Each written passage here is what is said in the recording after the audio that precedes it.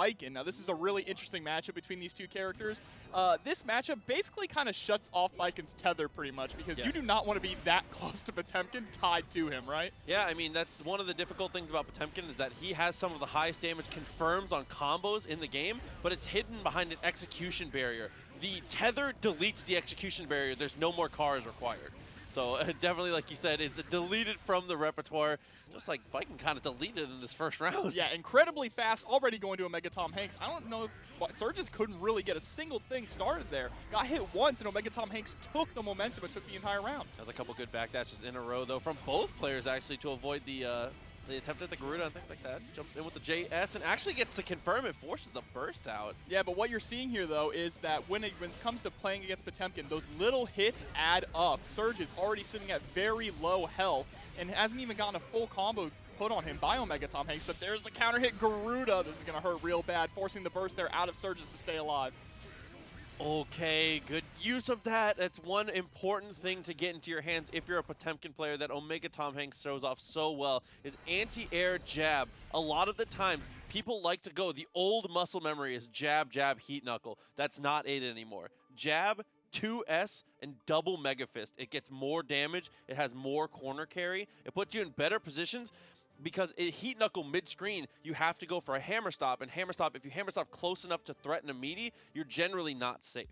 So it actually puts you in a way better situation to just go for the double Mega Fist there. That's amazing, amazing like knowledge from OmegaTomHanks. Yeah, and that's the way that the Potemkin meta has evolved over time, right? Potemkin's starting off in a very particular way that people play him. As more people learn to get his tight links and his Kara cancels down, you're seeing a lot more inventive offense from Potemkin and inventive combos as well. But let's see if Surges can actually get something going here. Really, that first game was all OmegaTomHanks. Surges had no answer for any of the pressure going on. Tatami comes out, tries to go for the block there. I mean, last time we saw that Tatami blocked, we saw an immediate YRC. Surge is not going to let that happen as he backdashes the burst, actually. Tries to go for the Yozansen, but okay, able to carry it back this time now. Drops the corner combo in the corner, but able to confirm it again. Gets the wall break as well. Potemkin very meaty, though, so he has one magic pixel left to live. PRC, yeah, is able to get the burst out. That was going to be a combo into Pop Buster. Not what you want to see from Surges here. So one more opportunity. That's cut a little short with a jump S. Yeah, jump S, such a great button from Baiken too. Almost rivals Axel's JS, right? Especially since Axel's JS has been nerfed now to be not as great as a button as it used to be. It used to be pretty ignorant. Yeah, it's definitely same brain cell for sure, but that's a great block from TomHanks as he gets the combo. And there, again, same situation here. This time he uses the hammer stop, though. Does not need to extend into any damage. Yep, goes for the low both times there after the Garuda mix-up, but the 2H gonna get a nice large combo here from Surges, pushing all the way mid-screen. What a backdash there on the close slash. Gets clipped by the 2S, but... Yep, hammer stop, and there we go, the Pop Buster. You've got him hesitating. That's so important as the Potemkin player, threatening lows early so you can get them hesitating, get them FDing, so you can land combos like that. And that is a 2-hit confirm to take a third of the life from Surges. So there's the counter hit Yozansen and a great confirm as well. Nice Good back to on the slide head there. You don't see that too often. The 2H gonna pull him in with the chain. RC, we want the wall carry here. Drops the combo though. Potemkin is a super heavyweight, so you have to be a little tight with those timings. Oh, big actual turn steal on the attempt there. Forces the burst out from Surges, and there's an amazing anti-air. 2S, really the moneymaker button from Potemkin at all stages of neutral in this game. Yep, forcing the burst out of OmegaTomHanks there. After you get the JS combo into Yozansen, you can link off of that. Put a little bit of pressure down, got the knockdown, follows up with the Tatami and gets the kill. That's Surges. Making it 1-1 there. Yeah, what we saw there from Surges was definitely a really good change between weaving in and out of offense and defense, right? You cannot stay too hard on Potemkin because that's exactly where he wants you, and Baiken's up-close normals are not really going to rival Potemkin's up-close normals. Agreed. But utilizing that long range, really fishing for a lot of 2H counter hits because of how far it moves Baiken forward. I agree. That's the major point that you said there is usually the answer to Potemkin is full screen or right on top of him. Baiken's one of the only characters that's kind of forced to play that middle zone because, like you said, CQC, she can't handle him. Most other characters can because they have faster normals, but since they have like comparable speeds in those situations, Potemkin, He makes the money that close. Yeah, absolutely. Especially one bad Pop Buster or two sweep and Baiken on defense. The thing is, she can threaten parry, but when Pop Buster is always on the table, parry can be absolutely devastating to try and throw out. 2S up tilt, trying to go for the frame trap with the flick. Makes the connection. Not going to be able to kill, but a lot of damage down. All right, I love the Mega Fist backwards to create a little bit of space there, trying to poke with the far S as well. Yeah, as long as it's not a block string into Tatami, he can do that reversal back Mega Fist every single time. It doesn't even need to be a reaction. He can just be mashing it. There's no misinput that he can get there. And there we go with the counter hit 2S into 2H combo. Gonna get the run up. We're seeing the very first tether of this set. Oh, I love the attempt at a gold burst, but Surge just takes back control here with the instant overheads. Meaty Tatami as well to hold them close.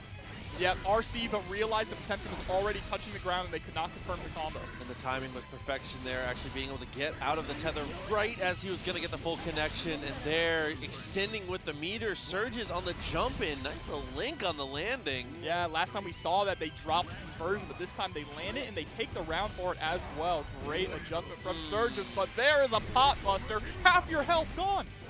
Oh my god, so nice. I gotta do it twice. One more opportunity here. Look for the PRC, but Surges had the answer, but it's not a good enough answer. And a perfect from OmegaTomHanks, going up 2-1 here against Surges. And honestly, that was just a Potemkin round. Surges was playing incredibly well, and just got hit by two Pop Busters and it was over. That's your cash out round. We talk. That's one thing you have to talk about as the grapplers in this game, is every grappler in this game, if you play with very little command throwing and just more around the threat of the command throw, you can always 100% steal one round after earning the fact that you've kept them blocking the entire time. So OmegaTomHanks got his one. It was a crucial one, but he got his one. So now it's going to be a lot tougher to be able to actually get those rounds a couple in a row. Fool me once, shame on you, right? Yeah, exactly, exactly. So now going into this fourth game here, yeah, see, Surge said no more, not again. I really like the switch here that Surge is making. Not going to the air anymore after getting the tether, just throwing out the meaty Tatami mat. Stay grounded, keep that little bit of space, and try and fish out. You can always jump up and throw out JS and have the chain pull you back in, or you can go for that 2H, which has been working out a lot for Surges so far. Ooh, try to gold burst on an attempt at a punish there, but Surges doesn't bite on anything and actually gets a gold burst out of TomHanks. So TomHanks is kind of in trouble here as he is continued to be pressed to the corner, but he finds a reversal throw. I love the backwards Mega Fist to try and catch the jump out as well. Forces the burst out, does not want to hold this corner pressure from Potemkin. Has 50 meter as well. No RC though, goes for the safe jump. Yozansen fast RC, there it is.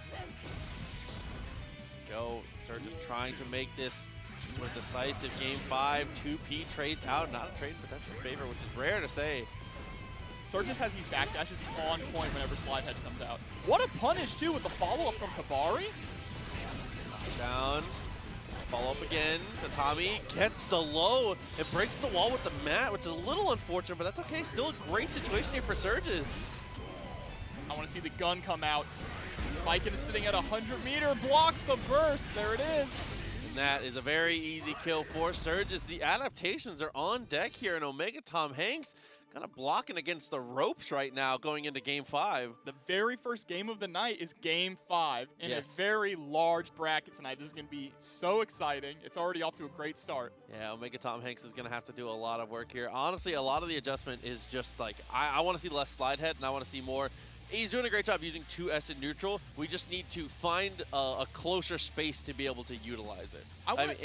You can tell that he knows it because he's trying so hard to break into that range where you're right outside 2S so you can get those whiff punishes. I honestly want to see more Mega Fist because Baiken doesn't really have the greatest anti-air buttons, right? So Mega Fist as a way to get in, especially since we're seeing Surges throw a lot of 2H and 2S like that to try and catch OmegaTomHanks backdashing or pressing. Ooh, the burst came through and unfortunately is blocked there. I think part of it for OmegaTomHanks though is he's scared of the parry. As soon as you start Mega Fisting a lot, she starts parrying a lot. And it starts to get to be a really terrifying game of chicken. And the risk reward is so skewed against you. Fast RC Yozansen should close out this round. Surges sitting at set point now. Now we'll have to see, dude, and he still has burst too. Surge is in such a great position here, but that sweep, not enough. The Pop Buster comes through, it's way too far. Oh, what a great Pop Buster right there after the staggered 5P. Ooh, gold burst though. Has access to all that meter. Gonna sweep. PRC's across, gets the air-to-air. Oh, didn't get the pickup, though, on the way down, but a wire C forced out from OmegaTomHanks trying to reset to his neutral situation. Able to get a nice little conversion there, and the OTG as well. This is a great position to be in. 2S. Perfect. The 2S is so smart there because Chipp is looking like it's going to be such an easy way to close it. And now the final round as Kara back. Megafist is the opener. I don't think a single slide head has been blocked or landed. Surges has absolutely been on point, backdashing every single one of them. And there's that 2H again, just catching OmegaTomHanks' ankles. Oh no, the stagger finally comes through, but it actually does not reward too heavily here.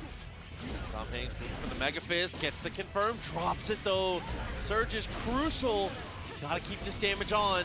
This is going to be a wall break combo right here. Yep, the ground bounce into the wall. 6H to break the wall. One more touch is going to do it for Surges. Armor through, on the one touch, looking for the 6. Oh, 6K is good. Oh no! Surge is able to take it with the Neutral close. 3 times. Gee, you summoned her. Oh no, in the mirror? You summoned her. But it's going to be Tenack versus Aviator here, and Aviator is rocking the Giovanna. Yeah, Giovanna versus Ramlethal. Not the greatest matchup here. Gio has tools to be able to win it, but man, once that pressure gets rolling, it's so hard to stop Ram as really any character. Yeah, it's really just trying to get around those swords, right? Which we didn't see from Aviator at all. Just a perfect right off the bat. They got hit right at the start, put through the wall, and Tenack just ran the entire game on top of them. Aviator finally starting to get some things started, though, but a 6P. That record is how it started last time there. Tried to go for the sword throw, found the jumping kick, but didn't actually find anything afterwards. One thing you saw already from Tenack was just immediately showing 6P in Giovanna's pressure. 6P is a great way to get through a lot of her pressure strings because they do have, you know, gaps between them for special moves. But also Ramlethal 6P puts her so low to the ground that it's just kind of a safe bet to throw out. Yeah, definitely agreed. As that actually closes that game out. So Tenack actually coming through with the first one. So that's game 1 already. And a lot of that comes down to, like you said, just landing that one first hit and then maintaining control.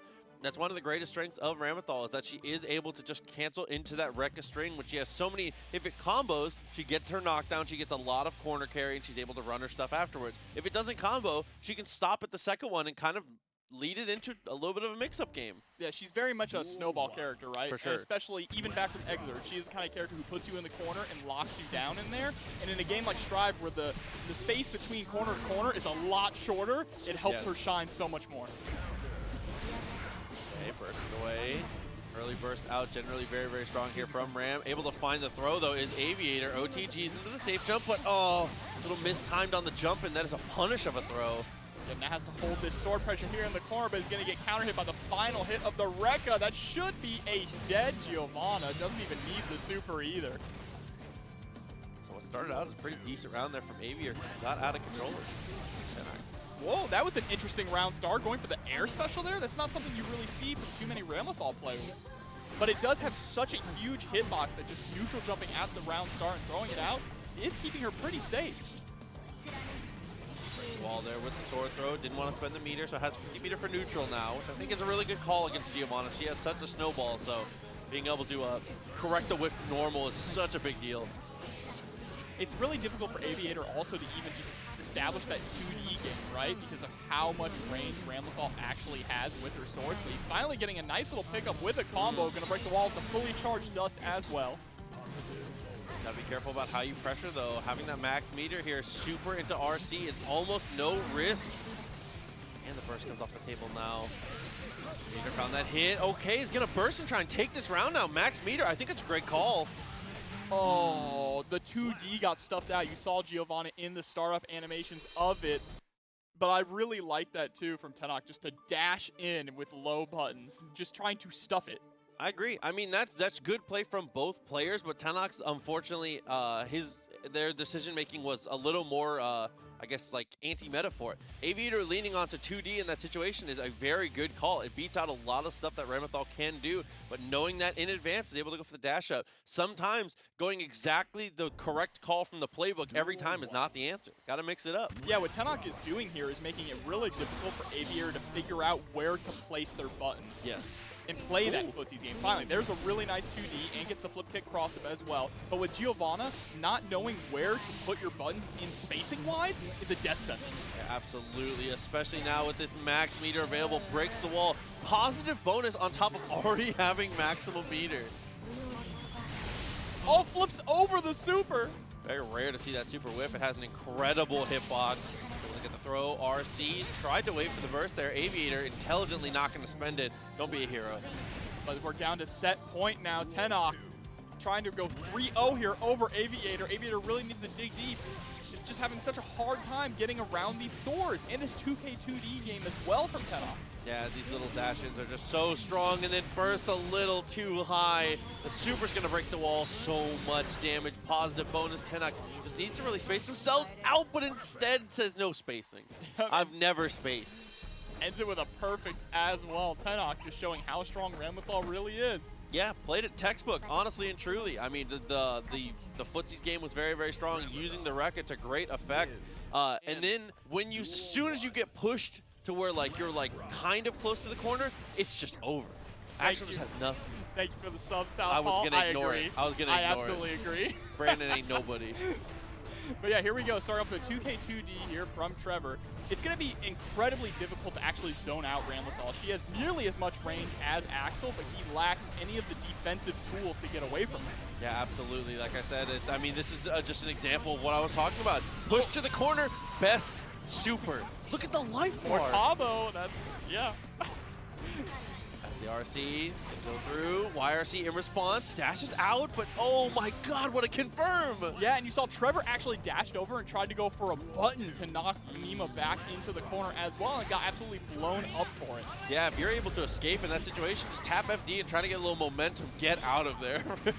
And Aneema was definitely looking for the burst bait there with the 5K into nothing else, but the burst coming out faster than the 5K actually recovered.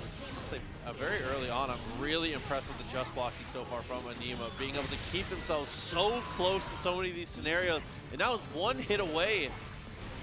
Did you see that micro step back into the close slash there from Aneema, just spacing themselves perfectly to try and avoid anything that Trevor would press? That, and they dash up and go for the block, knowing the sword explosion was going to be there. The block covers YRC, the block covers burst. If they wake up with a normal, the sword explodes and it trades. There's no reason to not just dash up block there, and that is the kind of patience you have to have in that scenario. Smart. A lot of people will press there, and pressing there is not bad, but just dash up block is like a perfect decision there. No, absolutely, I agree. And Trevor just looking a little lost here. That's the thing, is you could play that zoning game, but you have to play it perfectly as Axel in this matchup. And that 2K2D going to force the early burst. That's another thing you have to do.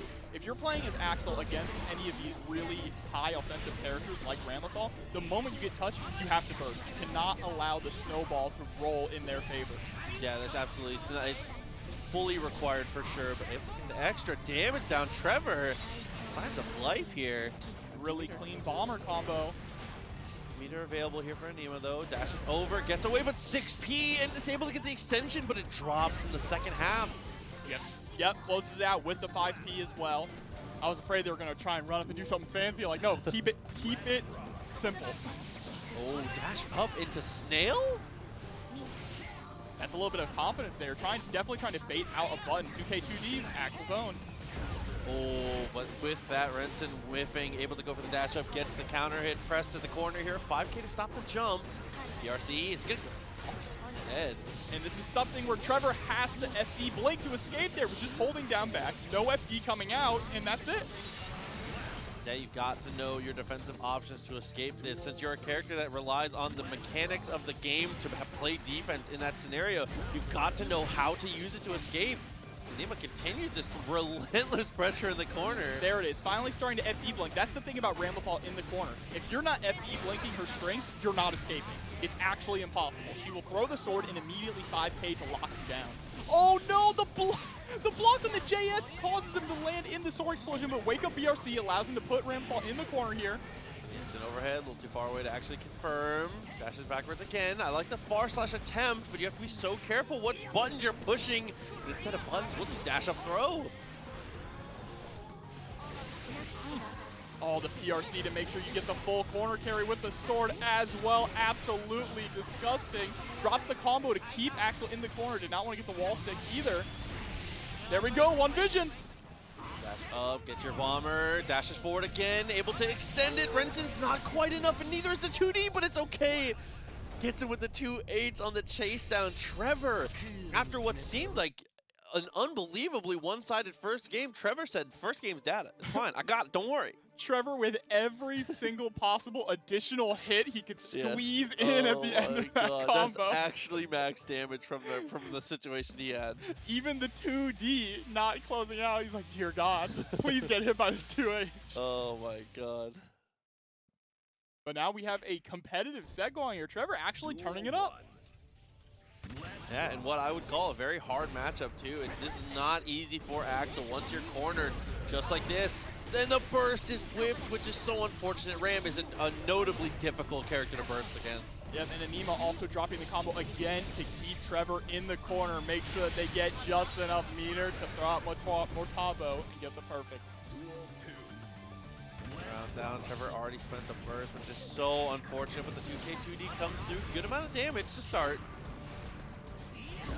Oh my yeah. God. Yeah, you had to absolutely burst there. Getting counter hit 6H in the air by Axel, that's his highest damage starter for sure. Ooh, like that little micro dash out. Trevor knew there was going to be a gap, but there wasn't enough of a gap to actually escape. Okay, blocks there. YRC, that is a safe jump though. Aneema already had the feet on the floor, so the YRC does not work out, which is so unfortunate because it is a lot of the times pretty good for Axel to use, but overall, as a mechanic in the game right now, in the current state of Guilty Gear, YRC is one of the weakest game mechanics. It's very difficult to use effectively, and I have to highlight again, especially against characters like Ram. And I just want to point out, that was kind of a blink and you miss it game too. Yeah, it definitely was. After the YRC got blocked, I was like, all right, and that's round one, and then it just ends. And here we are going into possible final game here for Aneema, really in control of that second game. Said Trevor showing signs of life, gonna snuff it. Round start 5K, dash up throw from Trevor. Dash up again, is it okay? Axel best grappler? All right, run up close slash, creating a little bit of pressure. Snail to get a little bit extra out of that. Oh, to the bomber, yes. So smart on the confirm. The super will connect, not quite enough though. Just needs one more touch. Goes for the run up fast 5D. That is something that I feel like a lot of really good Guilty Gear players still aren't utilizing a lot, is when you only need that one more touch. Fast. Oh my God. What a punish there. So smart from Aneema, knowing it was going to press so far to the corner too. There's the JS to get out. Combos into the JH as well, just a little too far for the snail to connect. Went for a really nasty turn steal, and that's kind of snowballed out of control since that. Aneema got really greedy on offense there, and all of this damage, all of this room that Trevor has had, this is all just because of that. Oh, tries to do the JH over more combo, gets blown up for it. Oh no, that command grab is absolutely getting punished. Kildo has RC. Goes for the empty low after the RC.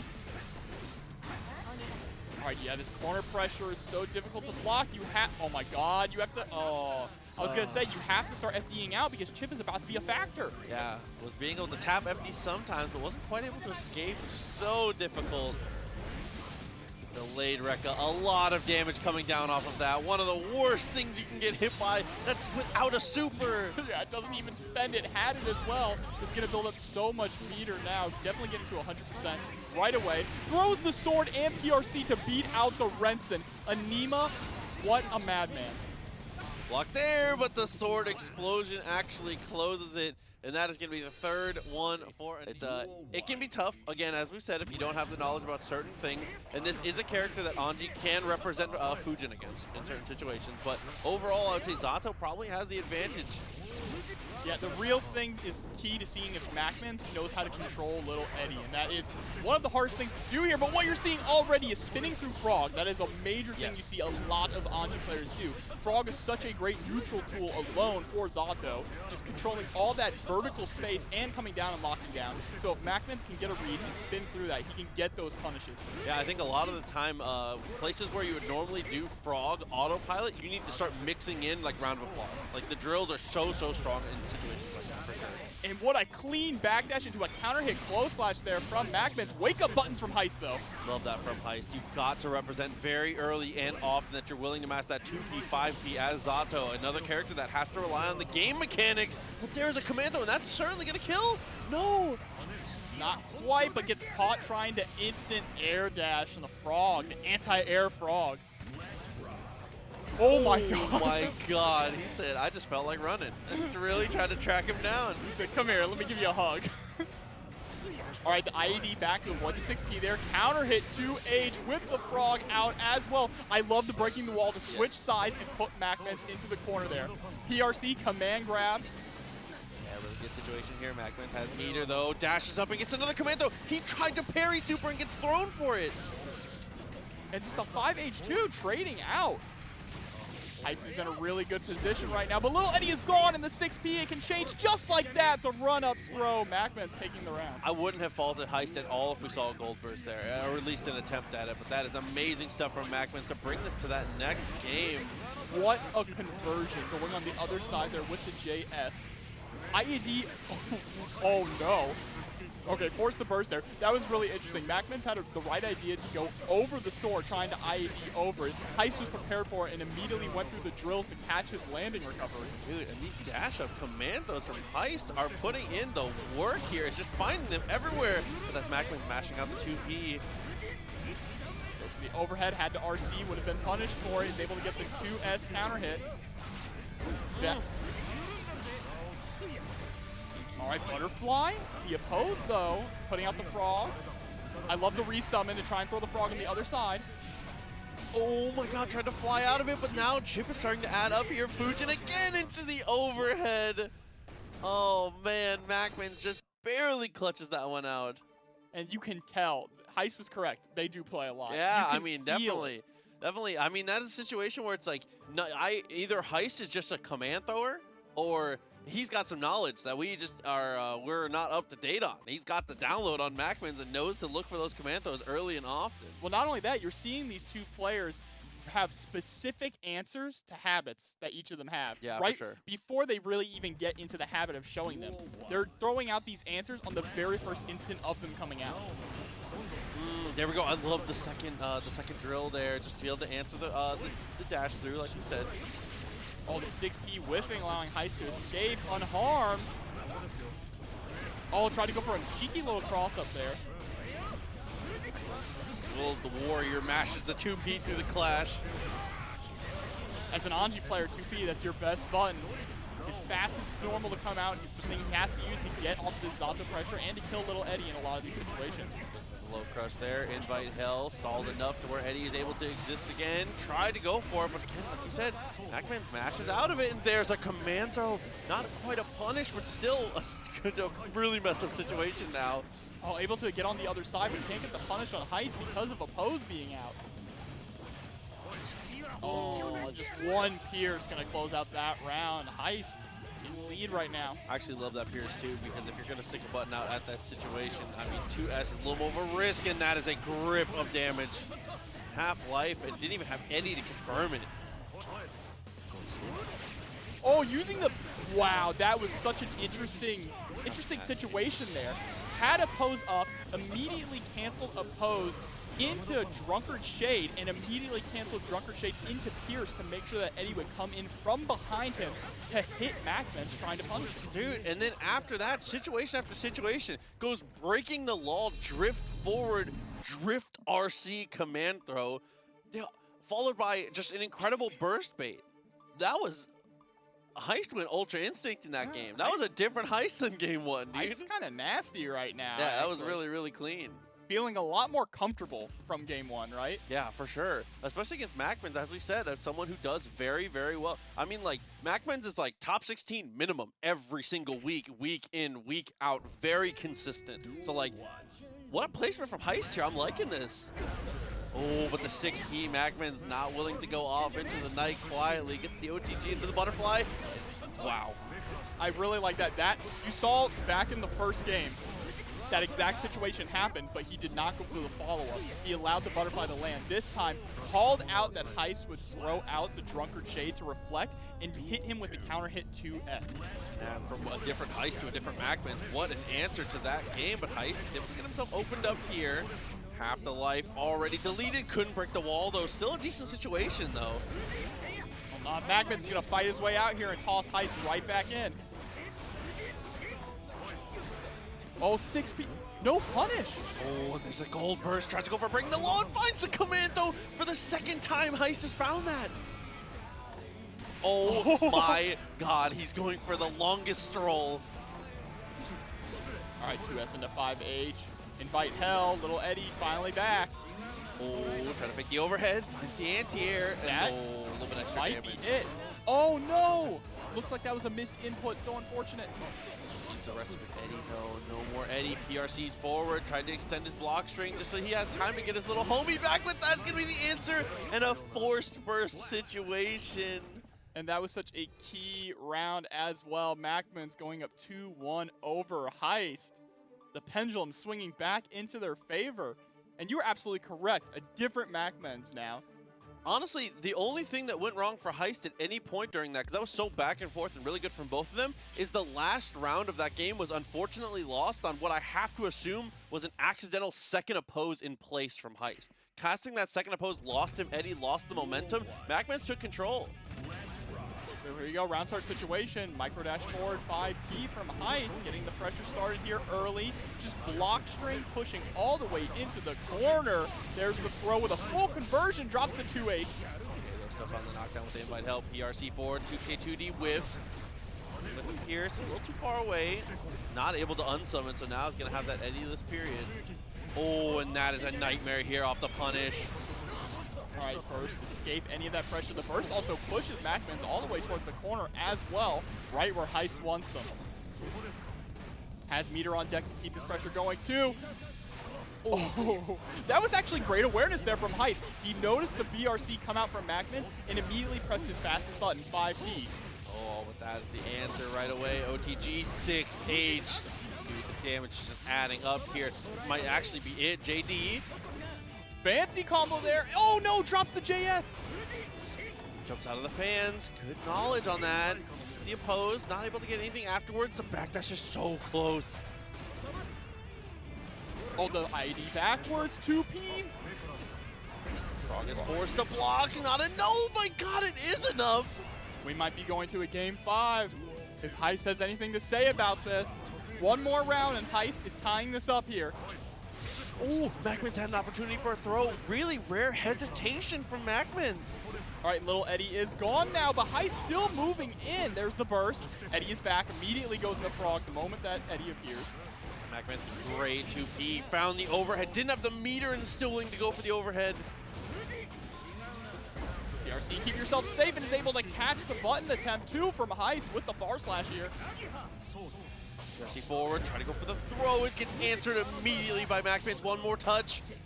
Yeah, 6H again. We're seeing a lot of that from MacMens. A lot of 2P or 2K into 6H to try and catch Heist backdashing or summoning Eddie afterwards. Oh, had the 2K, didn't believe in it though. Still found the knockdown. Space himself out a little bit. Oppose comes through. Double oppose again, but this time gets rewarded. Yeah, and that hit so high that he was able to get the corner carry. Ran out of little Eddie though just right at the end. Gets the burst bait as well. That is going to be a wall break. No meter to close it out. But positive bonus is coming on deck. It is looking very difficult here for MacMens. It's getting a little easier. Each touch gets the RC. Now off the overhead. Look at the damage. Oh my God. Oh no, the JD just a little too far away. That's going to allow Heist to fly out of the corner here. Missed the super dash though. Gets the YRC still. Double Pierce. Unsummons. Here comes the frog. What a mash. Heist has burst though. Invite Hell. You gotta throw out just another Pierce again, and there it goes, but it gets jumped over. 2P Heist tying it up to game 5.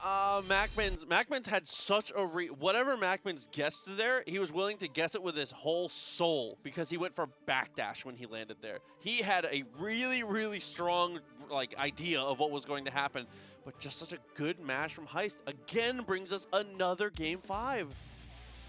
This has already been fired. Are we in top 8 or are we in pools? Hell was that? You know, just casual round 2, round 3 pools, you know. Oh my god, dude.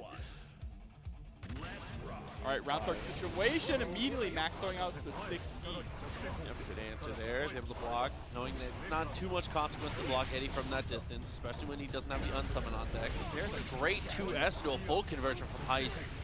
Oh my god, and the frog, the express delivery. Oh my god, the jump over cross up block the burst.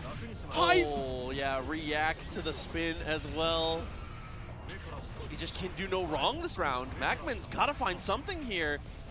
Heist special this match really seems to be sending Eddie onto the other side and not only just throwing out frog, but throwing out anything, just the squash, waiting for you to press a button. It's not like he immediately throws Eddie and it just cancels him into something. He waits a second to catch you pressing. Even with this kill though, MacMens did a great job getting the burst out of Heist though, so it's more even than it should be here as MacMens finds the 2D. Now just kind of laying into him with the lows, but recognizes a fake butterfly, mashes that 5P. I love the oppose cancel into oppose as well. If you're able to land it, you might not get a big combo, but you are definitely getting a grip of damage and getting yourself out of the corner as well. Over extension, tried to steal Trevor's butterfly. Good jump over from Heist, but the risk gauge is starting to build up. Double oppose again. PRC4 tries to go for the throw, but MacMens finally jumps out of it this time. Barely able to get out of it here. Sandwich pressure, found 2D. Mismanagement of the Eddie gauge here. Is able to find that knockdown and able to get the kill, and it's the last round again. Yet again. Here we go. We've normally seen Heist be pretty aggressive at round start. This time actually backing up. I like the change. Oh, another time where MacMens finds it off the 2P6H. There's the burst from Heist. Spend it early. MacMens certainly going to have access to his own burst during this round. This time MacMens is playing a lot more patiently. Run up, counter hit 2D. Oh my good lord. Good night. There's the time for strategic patience has ended here. MacMens looking for one more touch, has the meter, finds the touch, and that is enough. Oh my god. An incredible back and forth set, but MacMens is just a little too clutch in the end. Yeah, the problem here is Giovanna does want to brawl with you, right? Yes. Chipp cannot afford to brawl with anyone in the entire cast. He has the lowest health in the game, lowest guns as well. Back over, good trade, and that trade is all you need, but Casper found a throw off of that actually, and is into the strike throw, looping it here. I love these whiffed buttons here to try and keep InfiniteLaws on their toes, and it's working out so well already. Yeah, when you see all those whiff buttons come out, like the close slash whiffed with the whiff 5H, you really don't know what's coming next. You don't know what to expect. It's like a smoke screen of buttons on top of you. Absolutely had to go for the burst there. Casper burst for momentum. That is a max range 2D counter hit. Couldn't get it confirmed, but still a great situation, especially with the RC forward here.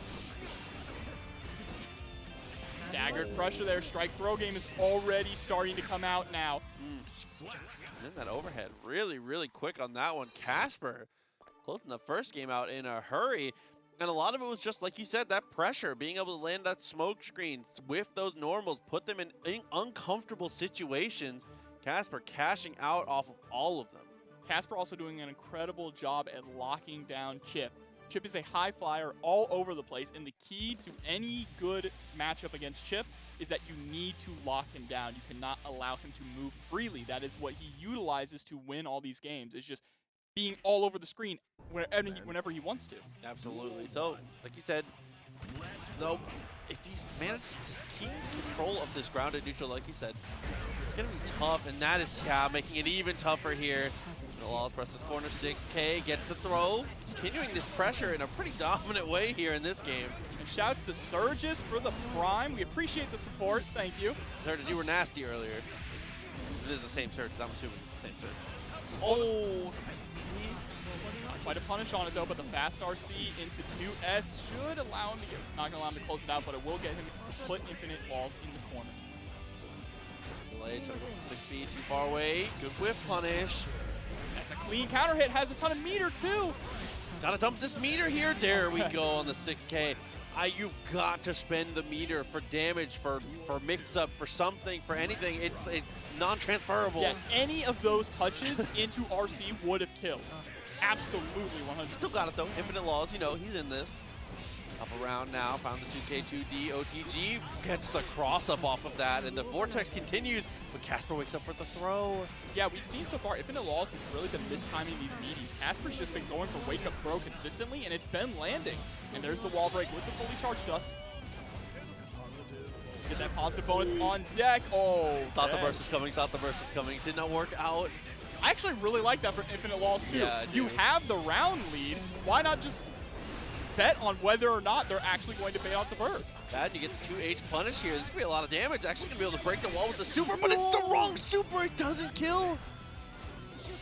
Still has Casper in the corner there, and there's the command grab. InfiniteLaws putting a point on the board, and that was all because InfiniteLaws did not burst.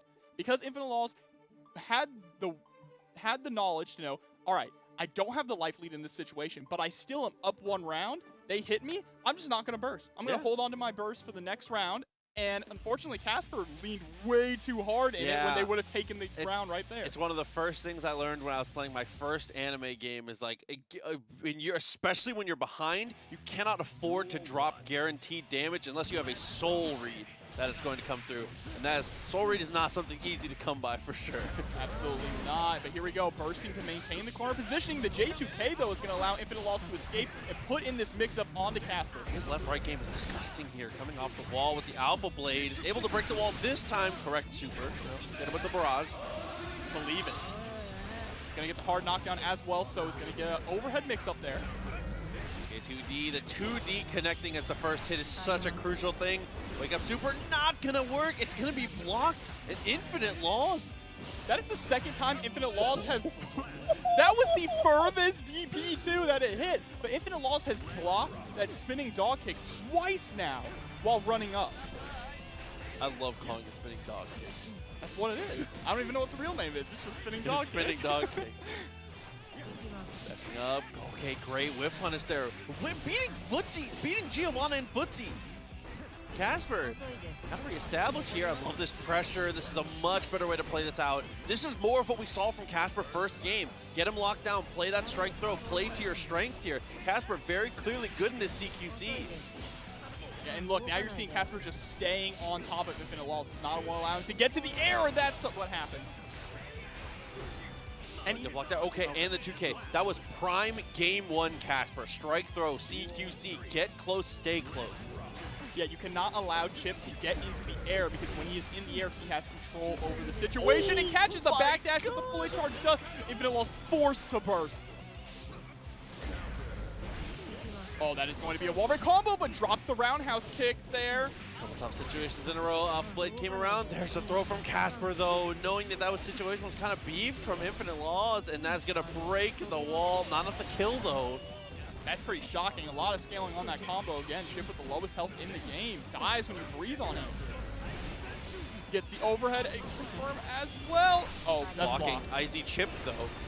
He doesn't have FD. He had barely any meter. You have to spend what little FD you can, though, in the later stage of that super. As soon as that super rips from Casper, you have to know you can tap FD when it's going to hit you to try and stop the Chipp.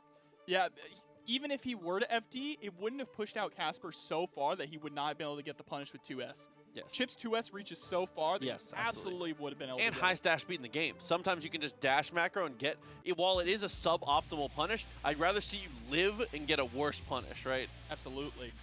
But now, 2-1. Could we see another game 5 here? I mean, we might. I wouldn't mind. These two are really back and forth, as we've seen a lot from players today. InfiniteLaws is playing incredibly smart, getting out of a lot of these situations. But one thing that has been an absolute death sentence so far for InfiniteLaws has been their meaty game. Yeah. Casper is waking up with throw so much. InfiniteLaws really needs to tighten it up. Here we go, another Uzumaki barrage to break the wall, get the hard knockdown, and run this mix-up. Is it going to be high or is it going to be low? Probably going to go, goes for the other side. Oh, yeah, that left to right. I mean, that's one of the things. Chipp, master of offense here, has so many options to be aggressive. A2D, RC, backwards just to make sure it is able to get the kill. So now, InfiniteLaws one round away from sending us to another Game 5. Round start 5 heavy there from Casper. That is a pretty big Hail Mary button to press at the start, trying to go for the massive damage on the counter hit. But now getting this mix-up game run on them, forced to burst out to escape the blunder. situation to Tatsu afterwards. Pressure again, 50-meter available. Whip for the fast RC, it does not work out, and then the DP is blocked. And that is the very first time that Casper has actually blocked the fast RC 2S. And look at what it's rewarded them with here. Oh, was able to steal the turn there. 2K2D again, clone came through, not enough. 50-meter. RC upwards into empty throw. I love that. Whether it's normal throw or command throw, I think that is an amazing mix-up to lean into because InfiniteLaws has really not thrown that often, so being able to whip that out at that point, dude. We got a game 5. Another one. I'm stressed already. Another one. I'm stressed, man. Why does this keep happening? Bro, it's just pools. Why does this keep happening, dude? Game 5. If this is what pools look like, I'm excited to see what top 8's I'm not gonna going to make look it. I'm not going to make it. I'm not going to make it. I'm already drowning. Oh. 5H in response from InfiniteLaws as their own round starter. These two are both just, oh man, slugging it out as these round starts. And in the end, InfiniteLaws has gotten the better of this situation. All right, I really like the double dash there from Casper. Get it out of the corner, pushing back to mid-screen where we can play that footsies game. He answered right away. Full extension. Fast RC into the low has gotten so much mileage out of Casper. Wake up DP with the RC as well. Should get a wall break off of this. No, it resets into the command grab. Fully charged does InfiniteLaws. God, that's just not something you see very often there. Smart from InfiniteLaws to know that that is an option, but like a very less traveled road for sure, and now it's on set point. Well, these players just whipping these buttons in neutral, trying to fish for some kind of a counter hit. InfiniteLaws able to get the overhead, but a little too far away for the 2S to connect. That's all right, though. Has the pressure going on in the corner. There's the RC. Looked like he might have been trying to bait a burst that wasn't there. Yeah, there was no burst. Oh, same situation there. Threw the clone and dashed up on the plus frames and just tried to see if he could steal, but there's an amazing turnaround 6P. Yep, there we go. Casper throwing out their own burst as well. That's their last chance. They're put here into the corner. Oh, and the last chance is not enough, dude. InfiniteLaws. Closing that out, bringing it back as well. 3-2, another. That is our third game 5 of the night already in our pool. Codes to claim, about 30-something codes left to go here. 34 codes left to go, so make sure you guys check those out. But for now, let's check out Brew coming up against Devastation here. Brew has done pretty well a couple times in TNS. I believe as a New York player. But up here. The Ram, though. Yeah, Devastation rocking Ramlethal, while Brew, of course, rocking Nagoriyuki. Are we seeing... Just patience? This is called neutral. Yeah. The nooch. The stare down neutral, bro? The mind games? Oh, Brew pushed to the wall, potentially going to get the break here. Super comes through. Yeah, Devastation with a full health lead as well. Run up close /2S, the perfect right off the bat here. Let's see if Brew can finally get something going now. Really wasn't able to do much at all that first round. Really, really patient round start there. Couldn't find anything else afterwards. The jump in, though, and there's the burst. I like it. Going into the DP as well to make sure you get the biggest punish that you can. Breaks the wall with bar S, though, instead of 6H. Yeah, that not willing to use the super either. It's going to go for the clone here. Fukio's backwards. I like that. And there, the Empio Fukio forwards. One of the first walls that you have to get over against Nagoriyuki. You cannot let him get those off for free because rounds like this happen. All of that is off of one stolen turn on a Fukio forward. You've got to jab it. You've got to throw it. You have to do something. I also appreciate how conservative Brew is being with their meter, actually. For real? They know that Nagoriyuki doesn't necessarily need meter to do damage or even keep pressure going. And I kind of like the idea to save your meter for defense against a character like Ramlethal, you know? Yeah, like we said, FD is your lifeblood in this matchup when you're forced to block. Just like that, Brew is able to use the FD, finds a punish with the 5K, but couldn't get anything else. Is forced to burst there. 2H almost gets whiff punished by Ramlethal's 5H as well. Full screen, normal, burst down the block there. Where are we playing TNS? Oh Wake up my super. God, and that is absolutely going to connect. Going to build up a lot of blood back here for Brew as well, so they're going to get a clone Fukio forward after this. Instead, just decides Fukio forward, no clone. Needs to be careful, though. That blood is building up. Okay, that they would have popped. There's no time to be careful. There's no time to be careful, Jobber. Like you said, you've got to get aggressive. You've got to find those hits. So. And now he's got his controller. That's dangerous. Okay. So early on, playing very patient here. Like you said, I love the conservative gameplay from Brew. We always say that there's two types of Nagoriyukis, right? There's bite and there's footsies. Brew is playing like the most heavily pushed back footsies I've seen from like most Nagoriyukis. Look, that's 4 or 5 H's already in this game, and every single one of them has hit.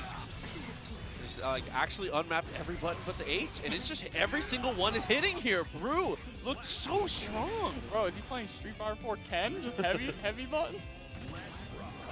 Oh, tries to go for the big DP read at round start. Doesn't work out in their favor. That's going to build up a lot of blood as well. Devastation tried to go for the catch on the backdash. Did not work out. Fukio's forward in the 6P cancel, actually. Really interesting way to structure the block string from Brew. That works out beautifully, and look at the damage. Doesn't even break the wall either. Holds onto the wall, but gets tossed into the corner. So, okay, has burst. Thrown once. Throw again, but no, he's going to burst out of the pressure.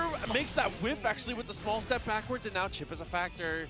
That was great spacing there from Brew, knowing that the level... Oh, my God, decapitation! I've never seen a more perfectly spaced 5H in my life. I was about to mention the perfectly spaced level 3 blood 5H after the big double overhead slam from Ram.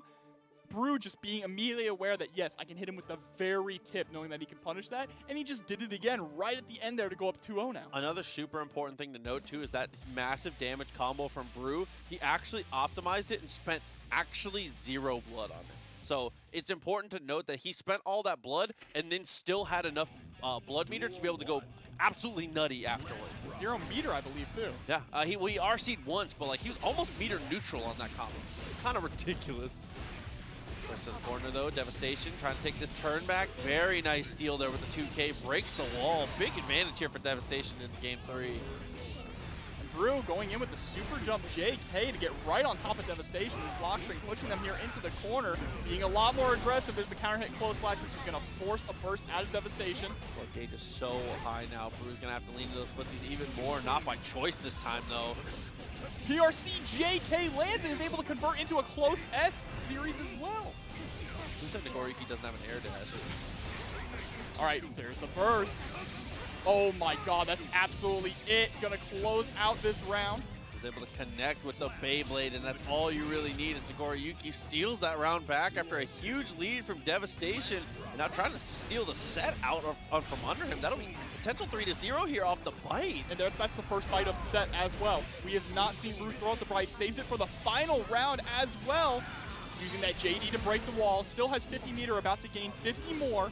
Jumps forward, almost able to get a full conversion there. Beyblade into the PRC. Good blocks and a burst from Devastation, but there is the close slash on the turnaround. A perfect from Brew to make it a 3-0. That is one of the best close slashes in the game.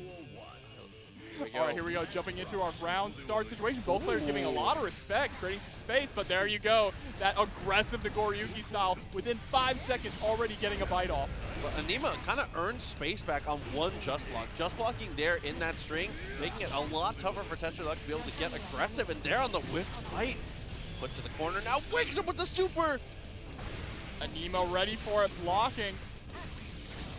And that is so incredibly smart from Aneema as well. TestYourLuck did not have burst on deck. Normally you see Ramlethal players block after throwing sword because they're trying to bait out burst. There was no reason for him to block. That was just a call out of the super in their soul and is able to take round 1.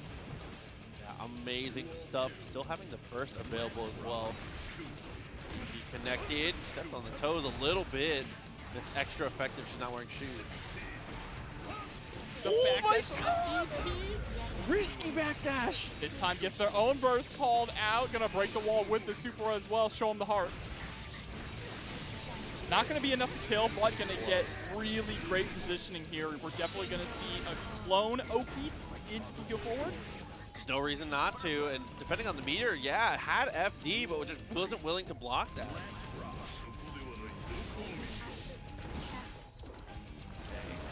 Ooh, look at the Beyblade there. Oh my God, and chops the sword, the 6P.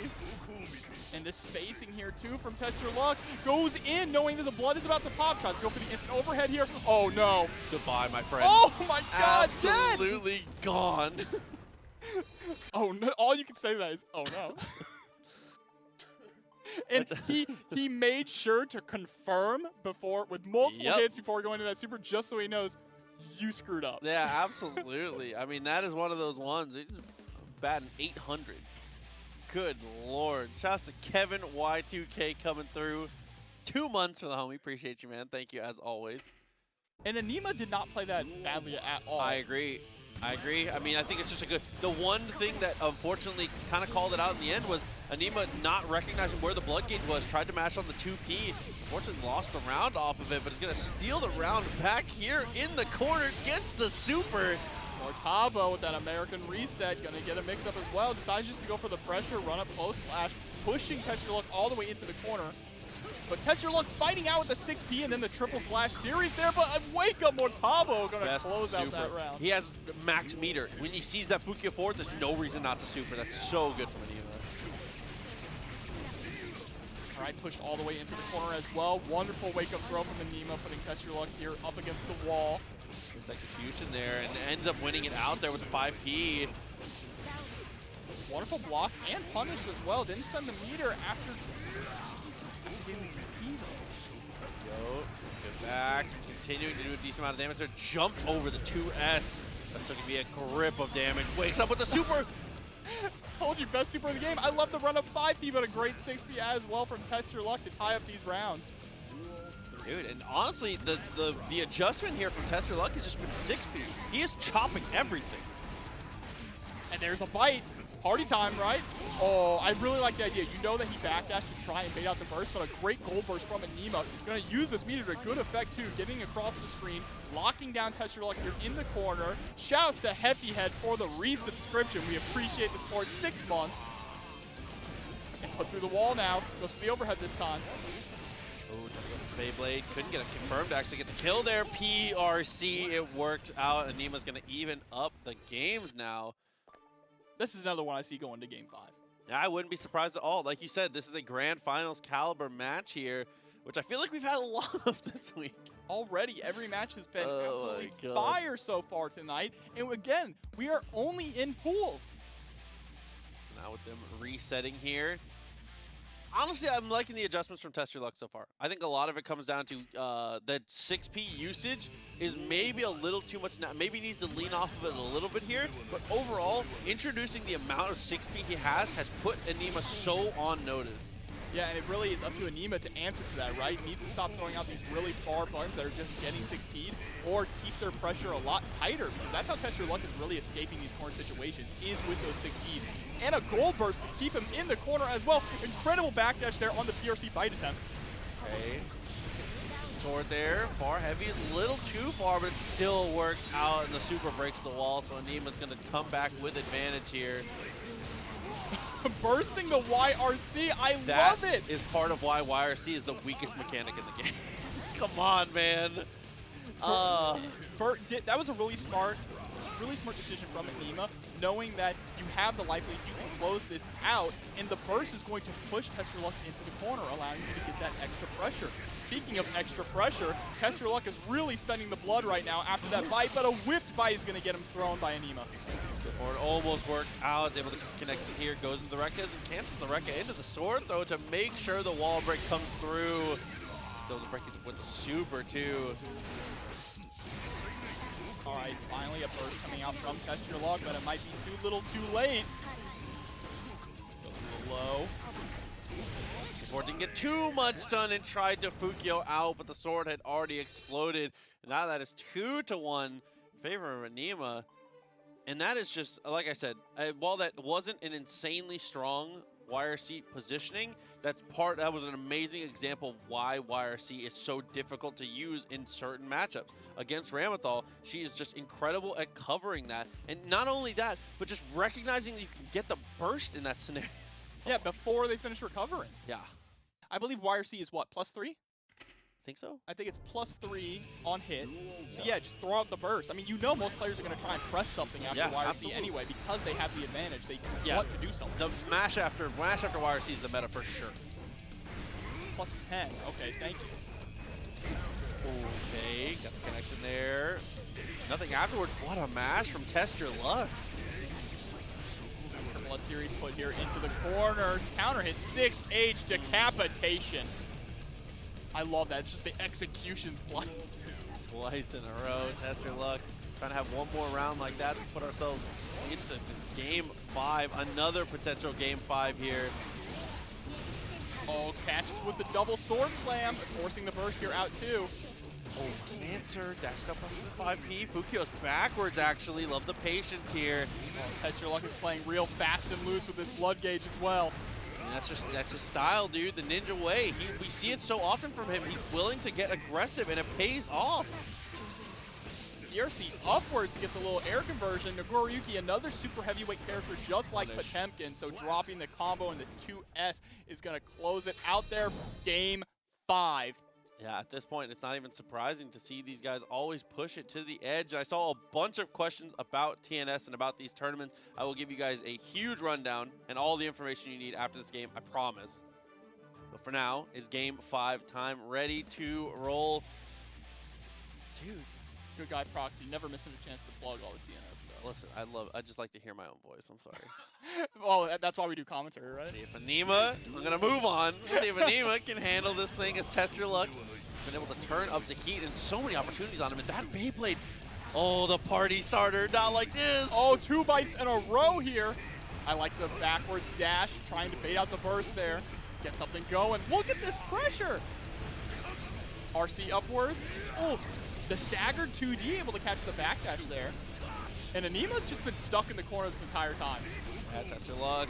I'm imposing their will, and what's that, a frame trap in a 5K? No way. For a perfect as well. TestYourLuck sitting on set point now. Going for the DP at round start. That is one thing about Nagoriyuki at round start. Doesn't matter who you are. You're not contesting. Okay, forward again, 2K2D. Afterwards, tend to sit on these normals here. Look at the blood gauge, though. Has to land a couple more touches to be able to keep that thing managed. I think TestYourLuck is totally willing to go into blood rage here with this much of a life lead. Especially having burst available, too. Has so many opportunities, but might not need to use any of them. Got it. Oh, gets tossed into the corner, though. This is Aneema's chance, but the burst! Such a smart burst and a better FD there. Got to keep yourself safe, and now, fortunately, not going to go through the wall. Actually gets reset. Oh, Aneema wants to keep this going. Wants to keep TestYourLuck in the core. Going back to neutral against Nagoriyuki with that much blood remaining is a death sentence, but the trade. A death sentence for who? crownthunder, as we've said, is a fantastic Marvel player who's become, honestly, as good at Strive as he is at that game. Dude, this Baiken is disgusting. Yeah, but going up against Rat's Millia, and this is a really interesting matchup as well. We talk a lot about Baiken doesn't really have a lot of great anti-air buttons, right? You talk about like her close S, hit goes downwards. Her far S goes forward. Really, all she has is her 6P, so it's going to be interesting to see how crownthunder can deal with a character like Millia, who is always in the air and coming at these really awkward angles. Millia did a great job to use that, being strapped together, but not quite enough to be able to actually find the hit, and a great tech from crownthunder. Techs are not quite enough to keep Millia off of you. Rat is not deterred in the slightest. Yeah, normally what you see from Baiken is they try to go out with a lot of 2S and 2H, but this is that kind of matchup where Millia's in the air so much that those buttons are not going to hit. Opting to throw out Johnson in neutral, though, to catch Millia going above. That's a really interesting choice. I like it. It's actually blowing out the air dash quite often. This is going to be a kill, actually, off of a couple good anti-airs. crownthunder showing me something I don't think I've seen before. No, but I'm really interested in the way that crownthunder is using Johnson to cover that range that Millia likes to come in on top of you. That's very genius. And using the JD as well. Okay, the wing dagger there, extra damage. Trying to space himself out. Tried to do it again, but Capel was a little too high. But that was on reaction to Capel.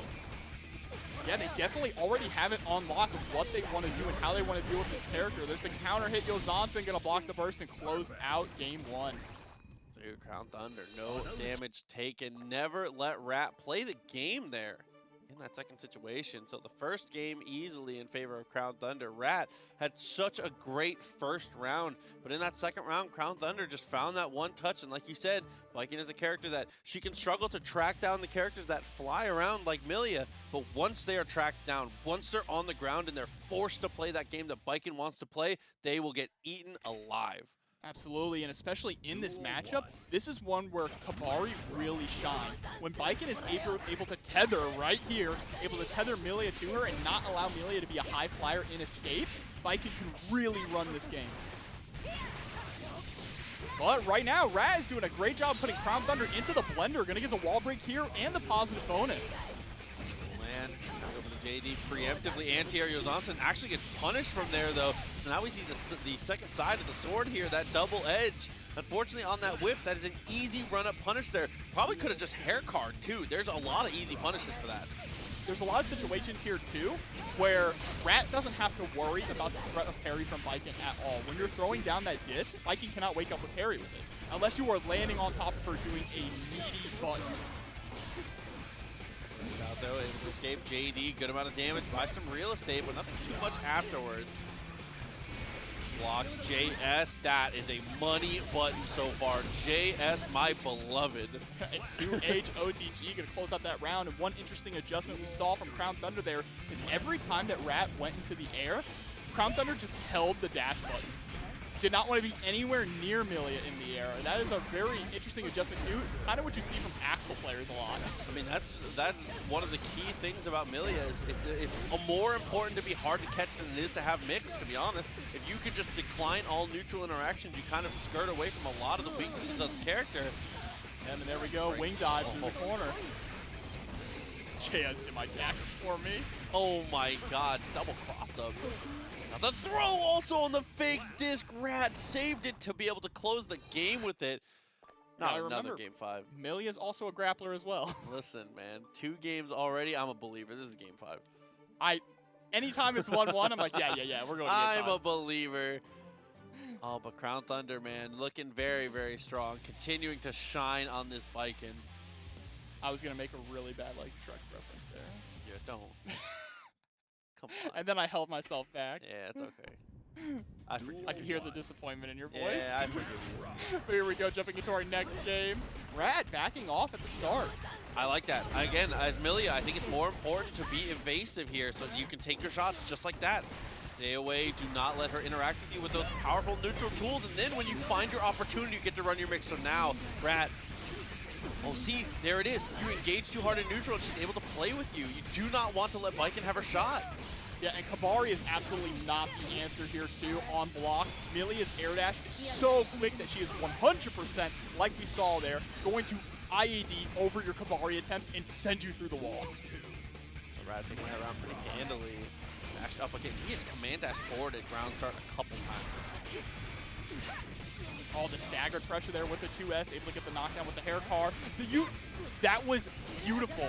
Went to go dash in, realized that Crown Thunder jumped out, and immediately utilized Millia's second air dash to dash back and maintain the corner positions.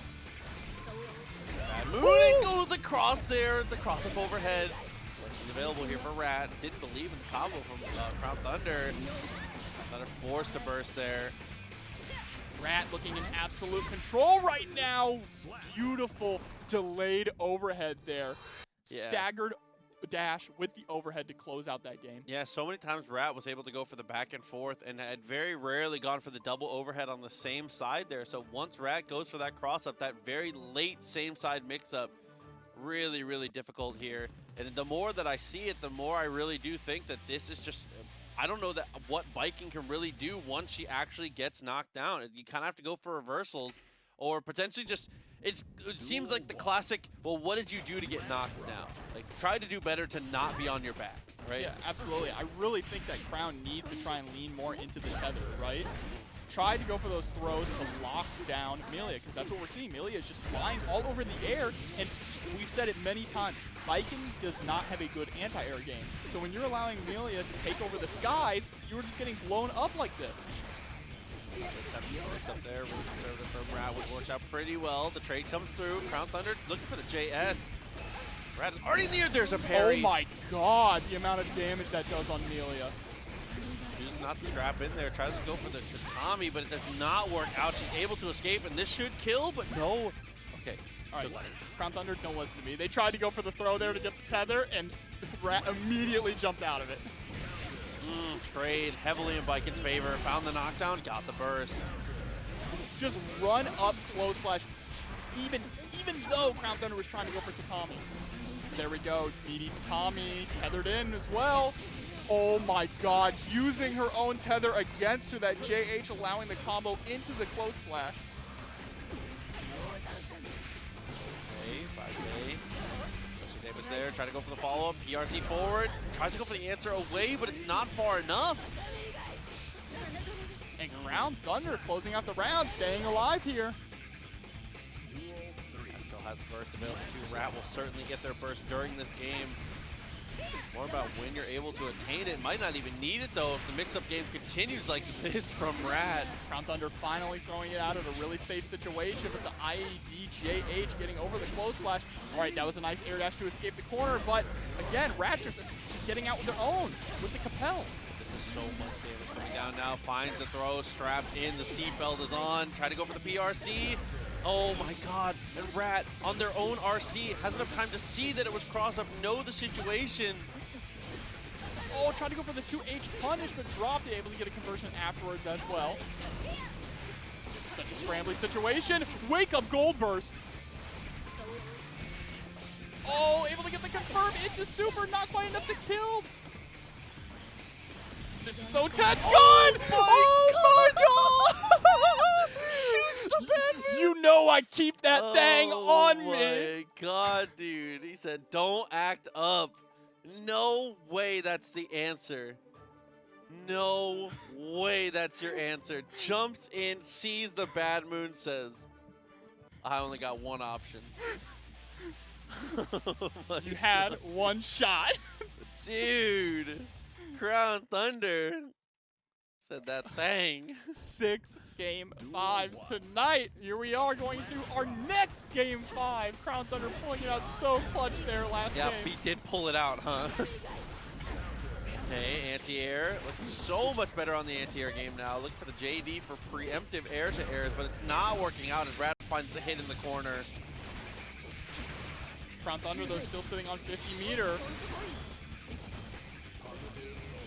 Okay, jumping away. Capel, great to be able to reposition. There's the PRC, gets hit with the counter hit. JH forced to burst to stay alive here.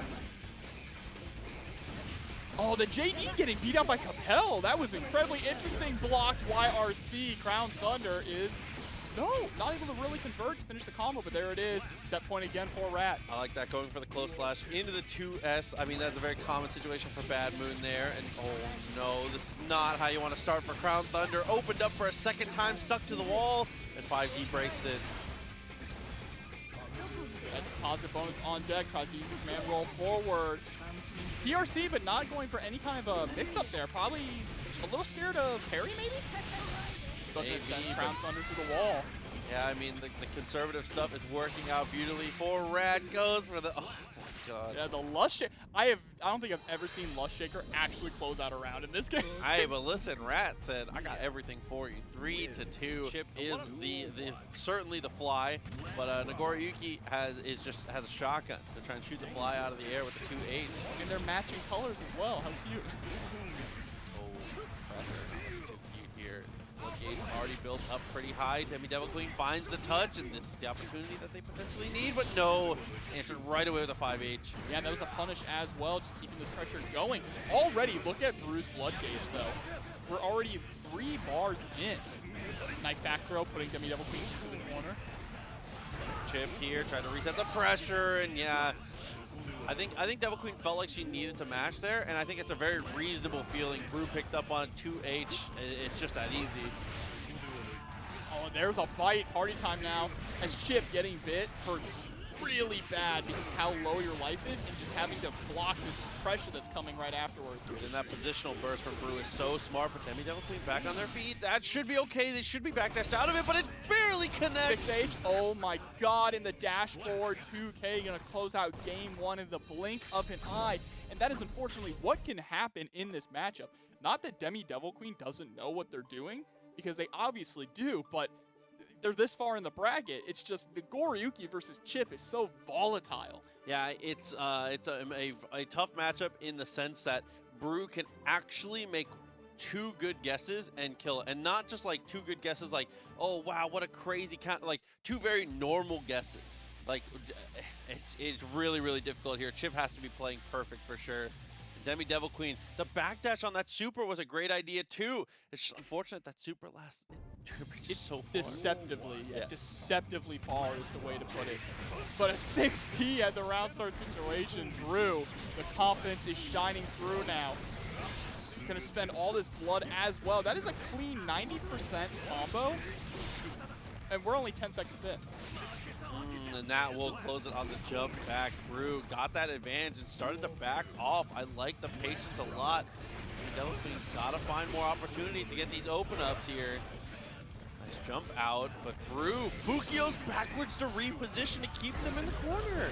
Yeah, and you saw the very first time in game one when DevilQueen was put in that situation, they went for the double jump into the air alpha blade, and that time Brew was trying to bait it out, forcing DemiDevilQueen to stay into the corner, and that is game 2 already. Same situation there from Brew too, is being able to recognize, had started the combo, was in way too deep, the blood gauge was certainly going to pop, so instead just uses special moves at an alarming rate and tries to kill faster than the gauge can hit the top. Yeah, Brew is attempting to speed run this right now. He says, I got dinner waiting in the microwave right now, let's finish this match. But here we are, we're going to jump into it. I mean, really, I don't know what DemiDevilQueen can do right now. They're just losing out in the neutral game, right? They have to first beat that first step, which is being able to establish a game plan and establish a neutral game, being able to actually fight back. And Brew is just not allowing that to happen. Yeah, gotta find that first knockdown here. 2S has been a great answer from Brew at a lot of different turns here. DemiDevilQueen unfortunately pushed to the corner now, continuing to apply that pressure, and there's the close slash. It's hard to fault him for trying to get out of that situation, but Brew is so ready, potentially going to kill off of this. Goodbye, my friend. Yep. If I was a betting man, I would have put money on that. 6P again at round start. And that beats Chipp's 6P. They both went for the same type of option here. DemiDevilQueen had an opportunity for offense, and unfortunately, it's just stolen away by Brew. No, it's not going to be it. Still has enough health to get through with one more 6H. But this can be the final situation. 6P trades. Finally, DevilQueen able to actually get a confirm here. Alpha blade drop, that's okay. Is able to position pretty decently, and there's the blue beat follow-up. Stomps on the feet.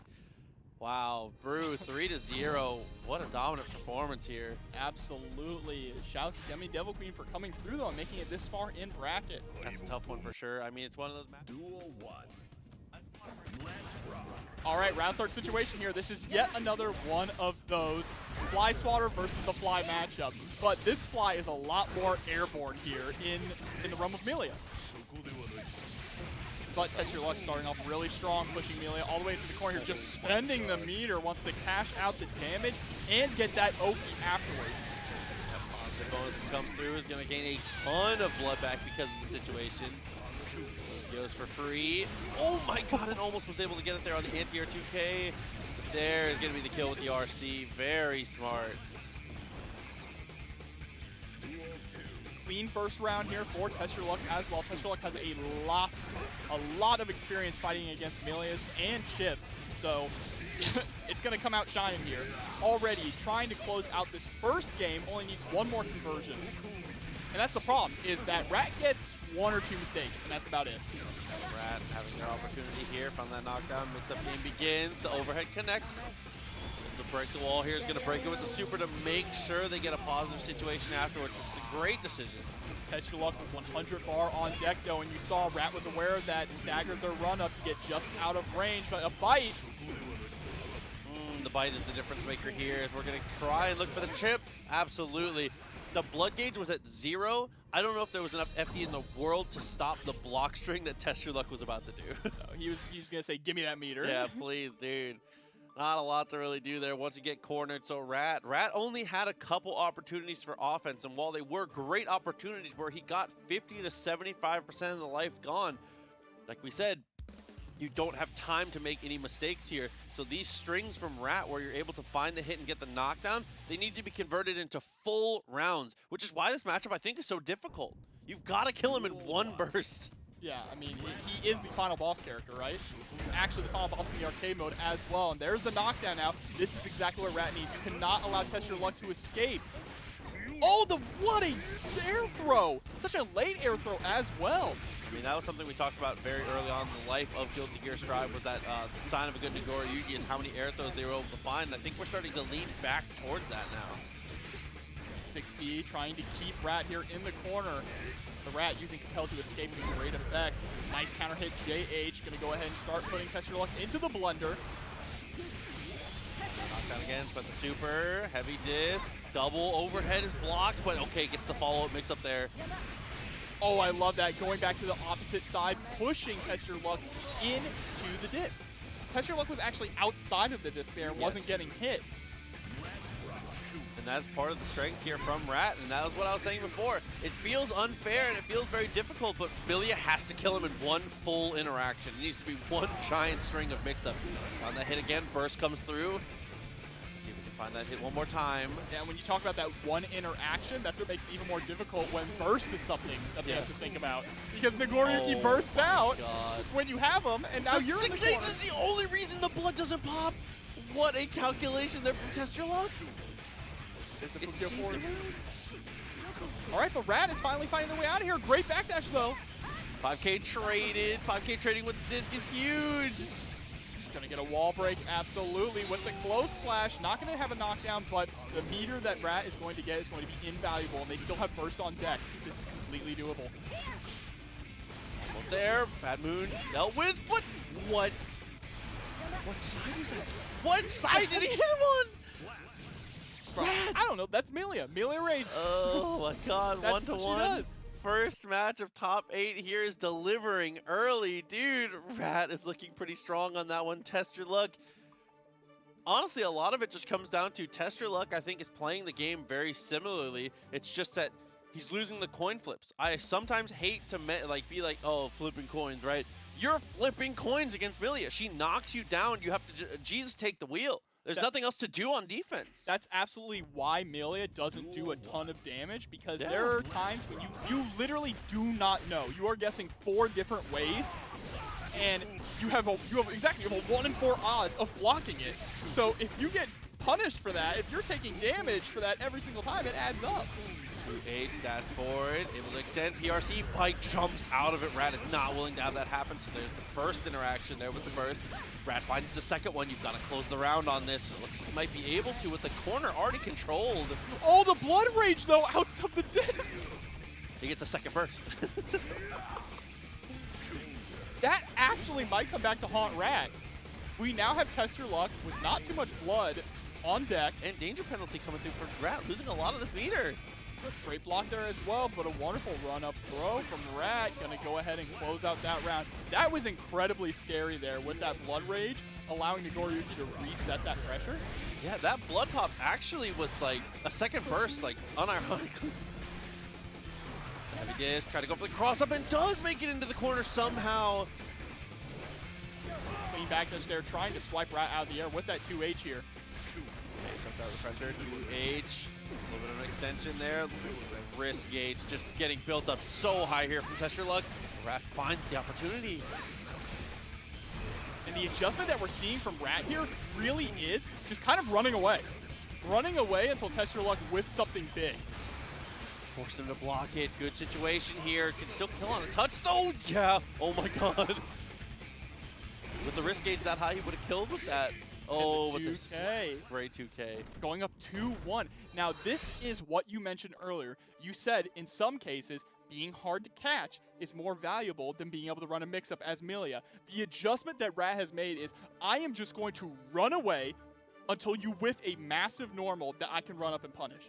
Yeah. And it is working. It's not one of those things where it's like, it sounds troll when you say to someone, like, one of the strengths of Millia is that your neutral doesn't have to be insanely strong. That's because Millia's job, your job as a Millia is to never play traditional neutral. You're not playing, if you are playing footsies, you're losing to every character in the game. You cannot do that.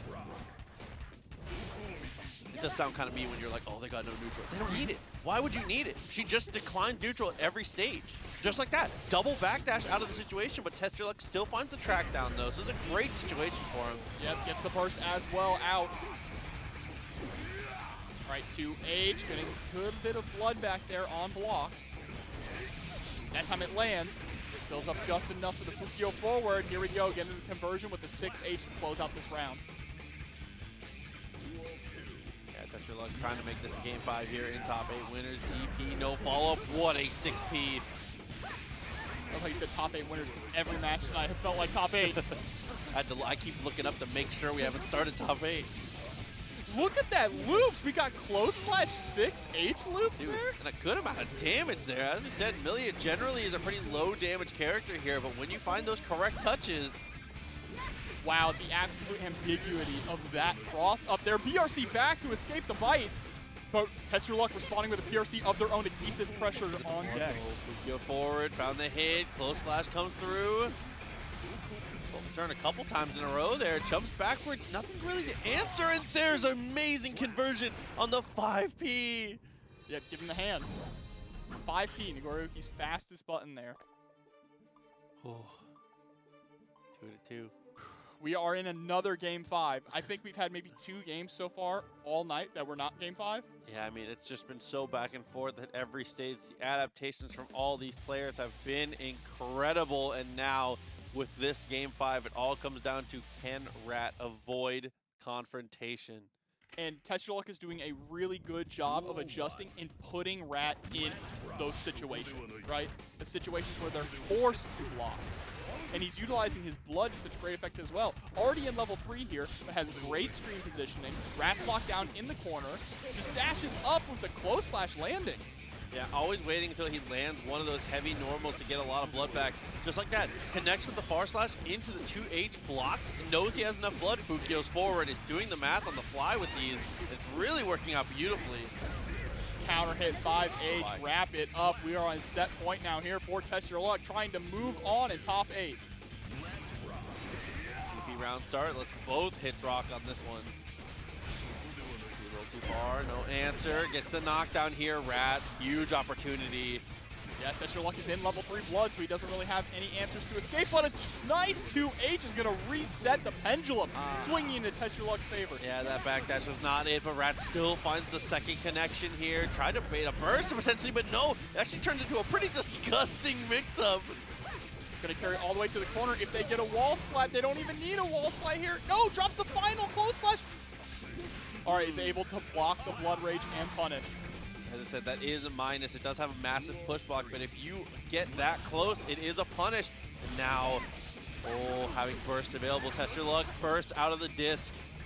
This is final game, final round, 6P with the 6H as well. Decapitation in the corner, such a big amount of damage. Got the cross up there. Corner again, heavy disc, nice blocks, but can't block forever. Mashes out of the pressure. That's 50 meter now. Doesn't work out. Fukio's again is not willing to give this up here in the 2H. Almost a game winner.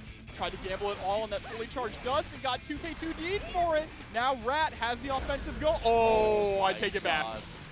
Still has burst. The offensive who? Jumped up for the air throw, it's too far. Able to pick up with the close slash as well, but drops the S in the air. Work out 2H, 5D, bursts out of it. Oh my god. 50 meter for TestYourLuck. He can go for the super jump tech.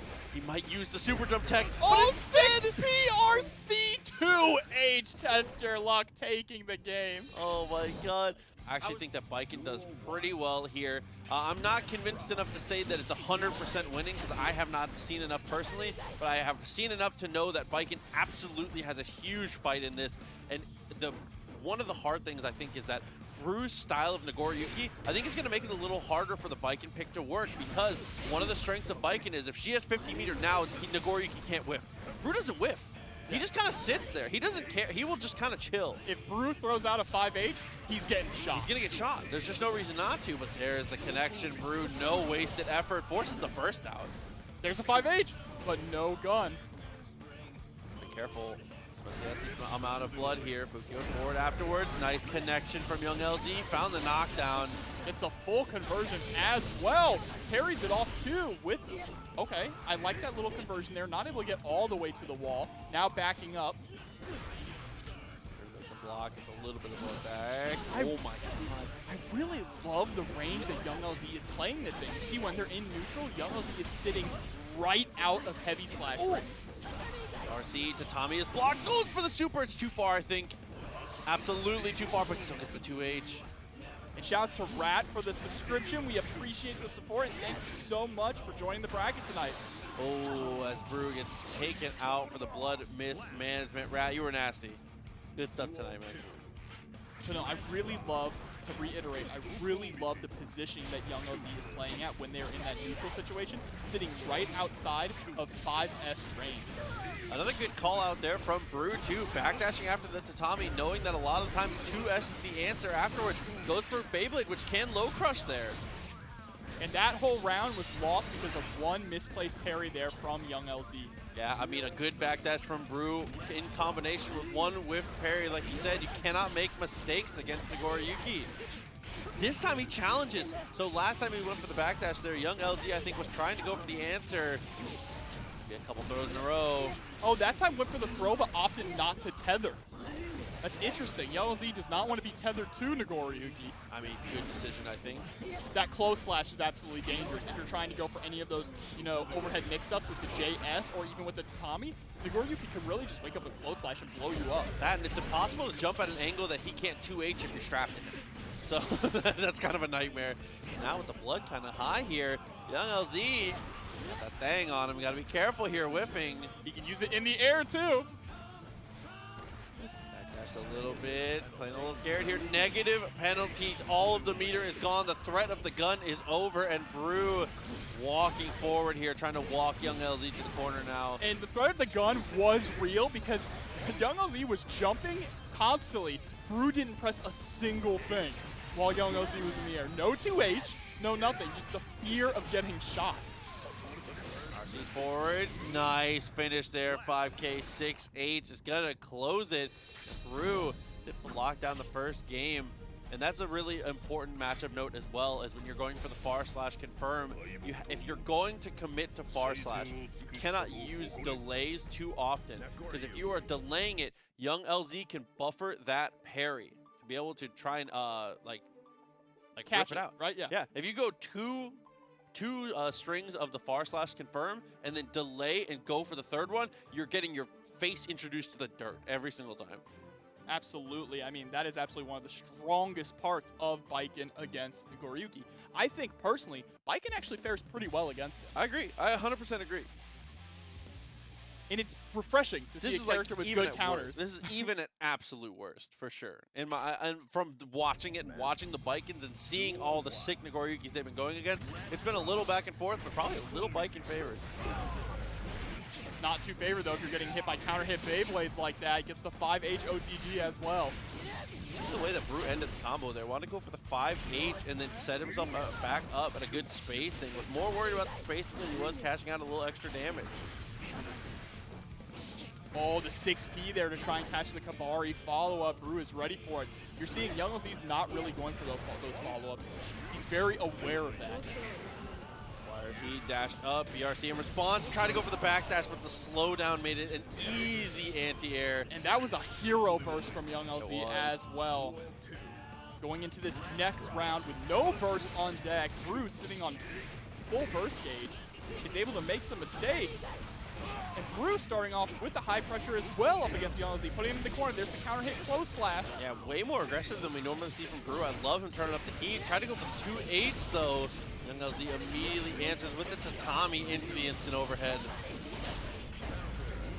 I really love that setup. When you know that the follow-up to Kabari is going to whiff, and then they roll tech the moment that you recover so you can try and catch them pressing a button, because they think, oh god, if I can just whiff, now I can punish her, and they just get blown up with a counter hit. BRC, 2K has gotten so much mileage, but this should be enough to kill. Young LZ, good presence of mind and good patience. No amount of life is too little if you're still moving. Good stuff. Good backdash there on the bite attempt, but getting put right back into the corner by a 2H while trying to jump out. Burst is now off the table. These 2Hs being thrown out here by Young LZ. Not gonna strap it again. Just opting out of the seatbelt here. YRC tried to jump away. The tech comes through. Young LZ gets the short end of the stick though. Pushed to the corner now because of that tech. It's so hard to escape the corner against Nagoriyuki when he's sitting at this range. That's something that you see. He likes to back up when he has you in the corner because he's putting you in jail, right? He's keeping you just in that range where he can hit you with 5H or with 2H if you try to escape. And it's just like, what do I do? That and Brew is able to get another one now. So with it 2-0 here, young LZ.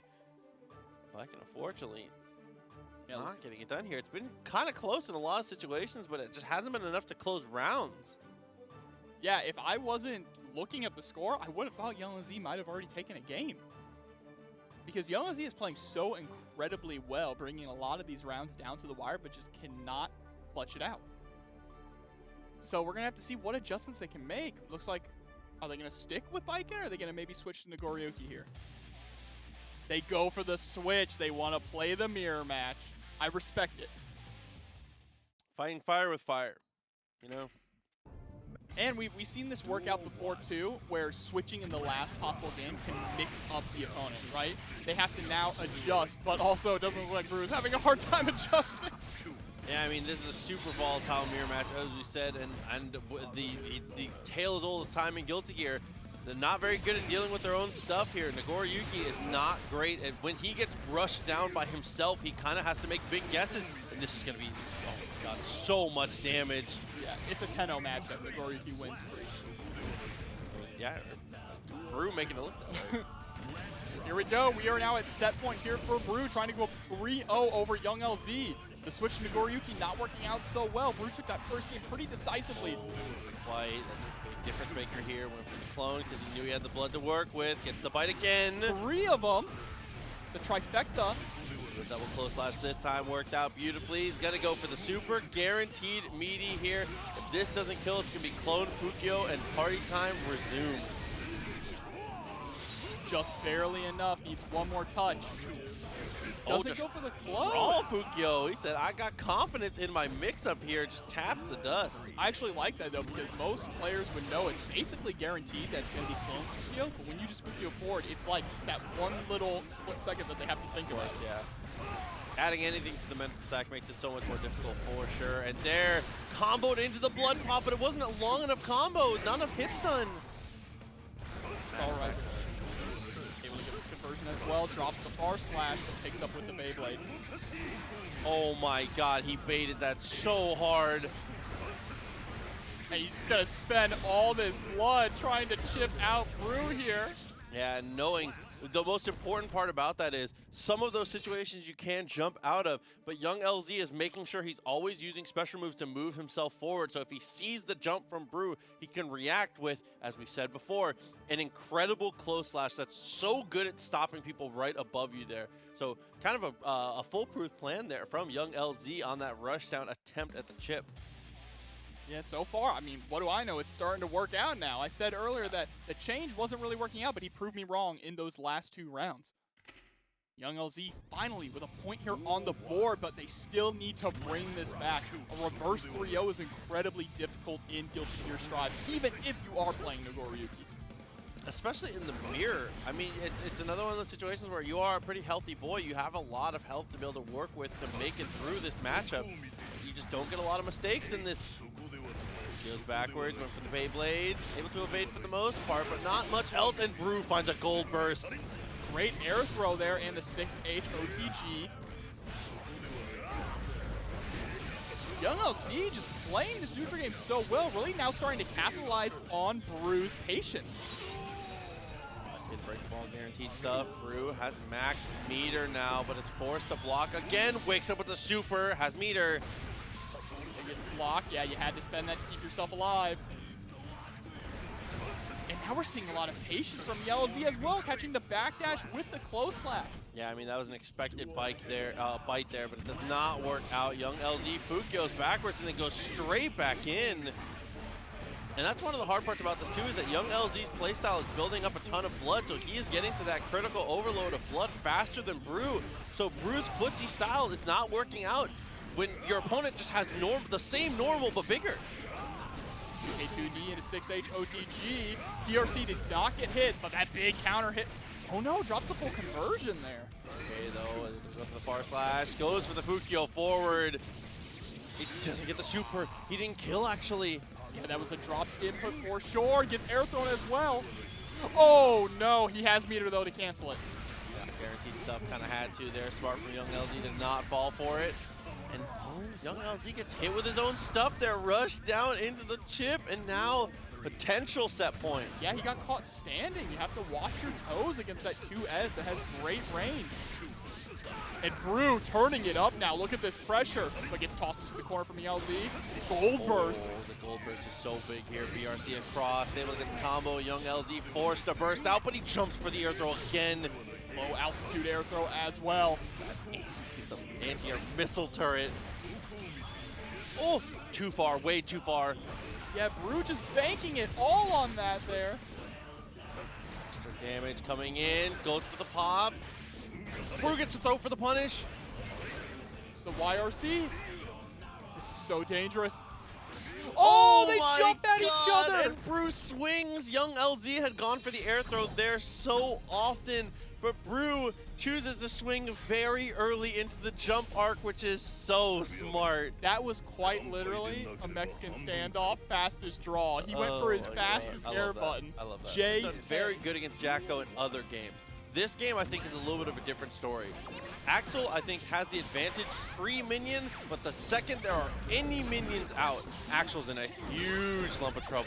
Yeah, this is very much a momentum-based matchup, right? Yes. Axel does a really good job of actually getting rid of the minions and stopping the minions from being thrown at him.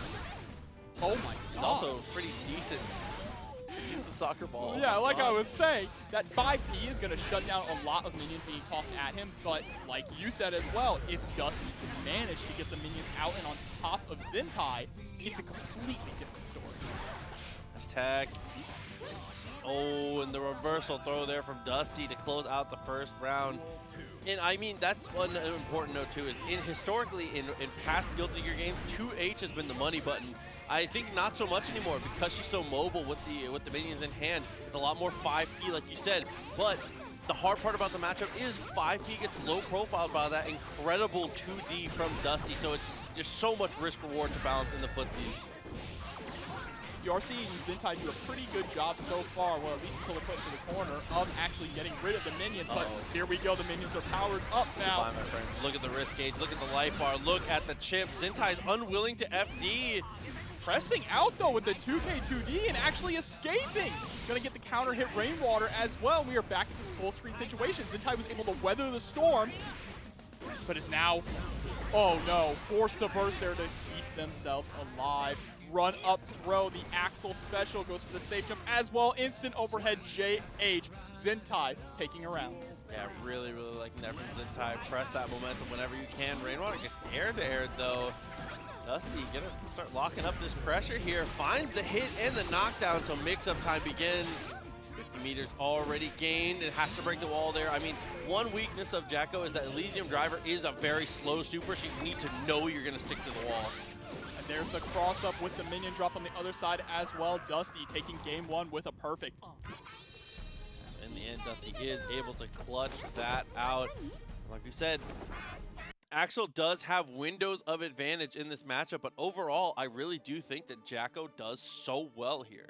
Well, one important thing to note, too, is that Zintai, or Axel, to be more specific, doesn't have to actually hit the minions. They just have to make Jacko block. Yes. And then the minions will vanish. So you can really maneuver around the minions and use Axel's long-range buttons to just clip Jacko or force her to block, and you've reset the situation entirely. Yeah. So we might have to see that adjustment from Zintai. A lot of the time you sit in full screen trying to snipe out the minions as they landed. Might have to start going a little bit more aggressive and trying to force the block. Yeah, I agree with that. And this is another character where you don't really want to be full screen. You want to keep it more like a three character lengths away, because as soon as you're too far away to threaten anything to poke her, except for Renson, which is a super high committal and very slow, this happens. She gets 2 minions out, she gets to start closing the gap, you start losing real estate quickly, and there we go, Zintai dashing in like you said. Yeah, that is the adjustment that we need to see, but again, getting caught by that mix-up there. Drops the combo, though. Looks like it might have been going for a burst bait. Again. Counter hit 2H. And there we go. One vision going to stop time. Immediately going for the bomber. No JD required. Next hit'll do it here. That was actually very punishable. Does not go for the throw, though, in that. Tossed in the corner. This is a nightmare. But Zintai, be brave for mother, 5P. Yeah, Dusty did not challenge in that situation because they were expecting the JD coming down. Most Axles, if the JH is blocked, they will fall with JD, which will push them to a safe range. Oh, keeping that screen stretched. An important note always as Jacko is that the minions can't fall off the screen. So if you could pull the camera by backdashing like that, you can bring the minions with you. Here we go, straight into Elysium Driver to break the wall, and Axel is done for. That super is so sick. I like Jacko. They just took her super from Exert and made it way more cinematic. Snail, good amount of damage, put him full screen. Continuing with the Renson here with the delayed cherry bombs. Love that quick delay, but the helicopter not safe. Is able to jump over immediately as Dusty. The little minions comboing as well. Used the 5K to kill the minion, but got punished for it because of the jump in there from Dusty. Oh, tried to go for the minion pull there. Renson was able to answer. To the other side low. Yeah, see, Renson is really good when there are no minions out because it actually will catch the minions landing on top of it, getting rid of them right away. But you also have to be careful because if you're relying too much on Renson, Jacko is going to rush you down. Oh, yeah, and burst very far north there, and Dusty closes out another very close one. Yep, there it is, up 2-0. And Zintai is kind of getting, I wouldn't say getting manhandled. They're playing really well, but they're so close. All these rounds are so close. It's just Axel cannot afford to really make mistakes because Jacko does a deceptive amount of damage. You would not think she does as much damage as she actually does, especially in the corner. It's absolutely mind-blowing. Yurikov is my favorite everything player. Coming through with the gifted tier 1 to young LZ. Shouts to both of you guys for hanging out as always. Love you guys. Pressure established. Minion already out. Gets a connection here. And we're already in the corner. Yeah, that's Axel's home. That's where Axel really is at every single game, no matter the matchup. All right, nice counter hit 2H. Zintai is doing a good job of landing these counter hit 2Hs and converting off of them, which is really important in this matchup specifically. Dude, minion pull, minion drop, backdash. Playing as safe as possible here as Dusty wakes up with the super. It should be blocked though. No, actually gets a connection. Yeah, it looked like Zintai was, or sorry, excuse me, it looks like Dusty was actually trying to go for the 2S there, or the 2H, and got caught. Zintai looking much better in that game. Got to see more of that, but this has been kind of the tail of the tape. Dusty going down a little bit here and always being able to bring it back. There we go, buff up the squad. Goodbye, my friend. Same situation as before, went for the delay and actually found the hit off the delay. The craziest part, honestly, about that pressure is sometimes it doesn't even feel like they're trying to mix you up. It just feels like you're immediately going to max risk, and the next hit will kill you. Commando. First Commando attempt is jumped immediately. Zintai's going to go for one vision, though. Immediately into the bomber. They try to go for the dash 2 to catch the 5P. It's a little too far away to actually confirm. Dusty gonna take the round there with a jumping normal. Has access to burst now. And this is set point for Dusty. Be more careful about this. One thing that Jacko has is really good that you don't really get to access in this matchup is, intelligently enough, Dusty not leaning into that fireball at all. It can be so tempting to throw your own projectile against a character like Axel. Man, he just destroys you for it. And Zintai trying to bait out the burst there, not going for the 6K. That was really interesting. Now going to get thrown. The cross up and drops the confirm. The drop thing, able to go through, 2D connects. Good amount of damage, and there's the follow, but no. The minion was gone. He tried to call the minion, but it was already gone. I think he went for attack command, and he didn't have it. That was an attempt at a minion summon, and he didn't have enough meter to actually pull a minion. Either way, a mismanagement of the minions works out in favor of Zintai.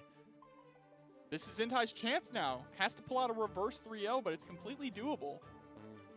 It's going to be difficult, obviously. It's going to be very difficult because Dusty has shown they know how to deal with Axel. One adjustment we saw from Zintai was they were just going hard in on Renson that last round. Just over and over. They were able to take out most of Dusty's life with it. here we go. The minion's already in. Blows up the minion with the 5H. And now you're seeing First Dusty start to throw a fireball. First fireball gets punished by the landing on the Renson, though, with the cherry bomb afterwards. Gonna go ahead and reel in. Oh, the gold burst on the JS. I love that decision from Dusty. Forward, guaranteed a minion pull there. Gets the throw, pulls the second one. Party time. What a tournament-saving throw for Zintai. Zintai's kind of got it. Oh, trying to use the 2H to punish the recovery of the minion throw, but gets blocked right in the head. This tag is always a win for Axel in these situations, being able to delete the minions. Right back into the full screen situation again. I love the upwards pull to kill the little minion. But just put into the corner here, guaranteed minion setup off the wall bounce from the kick. Has to hold all of this. That's backwards, trade it out, dude. That situation we've seen multiple times where Zintai goes for the double jump, JH, and Dusty just 6Ps it. Throw, dash over, what a conversion. Sandwich between the minion and Jacko now. Fireball works out that time too. It took its time to get there, but it hit. Most part, locked it down, dropped the minion. It was a little too far for the actual conversion though. RC forward, found the hit. That's enough to kill. Dusty is gonna do it 3-1. Zintai kept so many rounds. Stop her from getting in and really actually control that footsies game. That could be huge issues though, is getting yourself established here. Obviously you can't block in certain situations as Happy Chaos, so you gotta be very careful about how you get started. The curse is a good start and the burst comes through, but then runs forward, doesn't want to pull the gun at that point. He was going to take huge advantage of that. Trevor right off the bat playing a really aggressive Happy Chaos. Actually, he's holding forward. He's trying to go in and brawl. But has to hold all this pressure in the corner here. Aneema going to spend the meter to convert it, keep it going. And this is the downside, is that Happy Chaos has no defense. Yeah, a character that really just is in that same vein where it's like his best defensive choices are just the game mechanics, which can be really difficult to have to deal with. Even so, he also doesn't have a wake-up super, so he lacks one of those mechanics as well. Yeah. The wall with the Reka is going to be able to break. Instead, drops the combo on purpose to keep it in the corner, it looked like. Has meter for the wall break now. There's the throw. Yep, burst comes out from Trevor. That was a really risky burst as well. He's able to get the 6S conversion, though, with the gun here. Deus Ex Machina, reload the bullets, get the hard knockdown as well. Okay, a lot of times we see just Curse, but we've been seeing Trevor run up, and yeah, Trevor's going to choose to be the aggressor once again and finds the throw.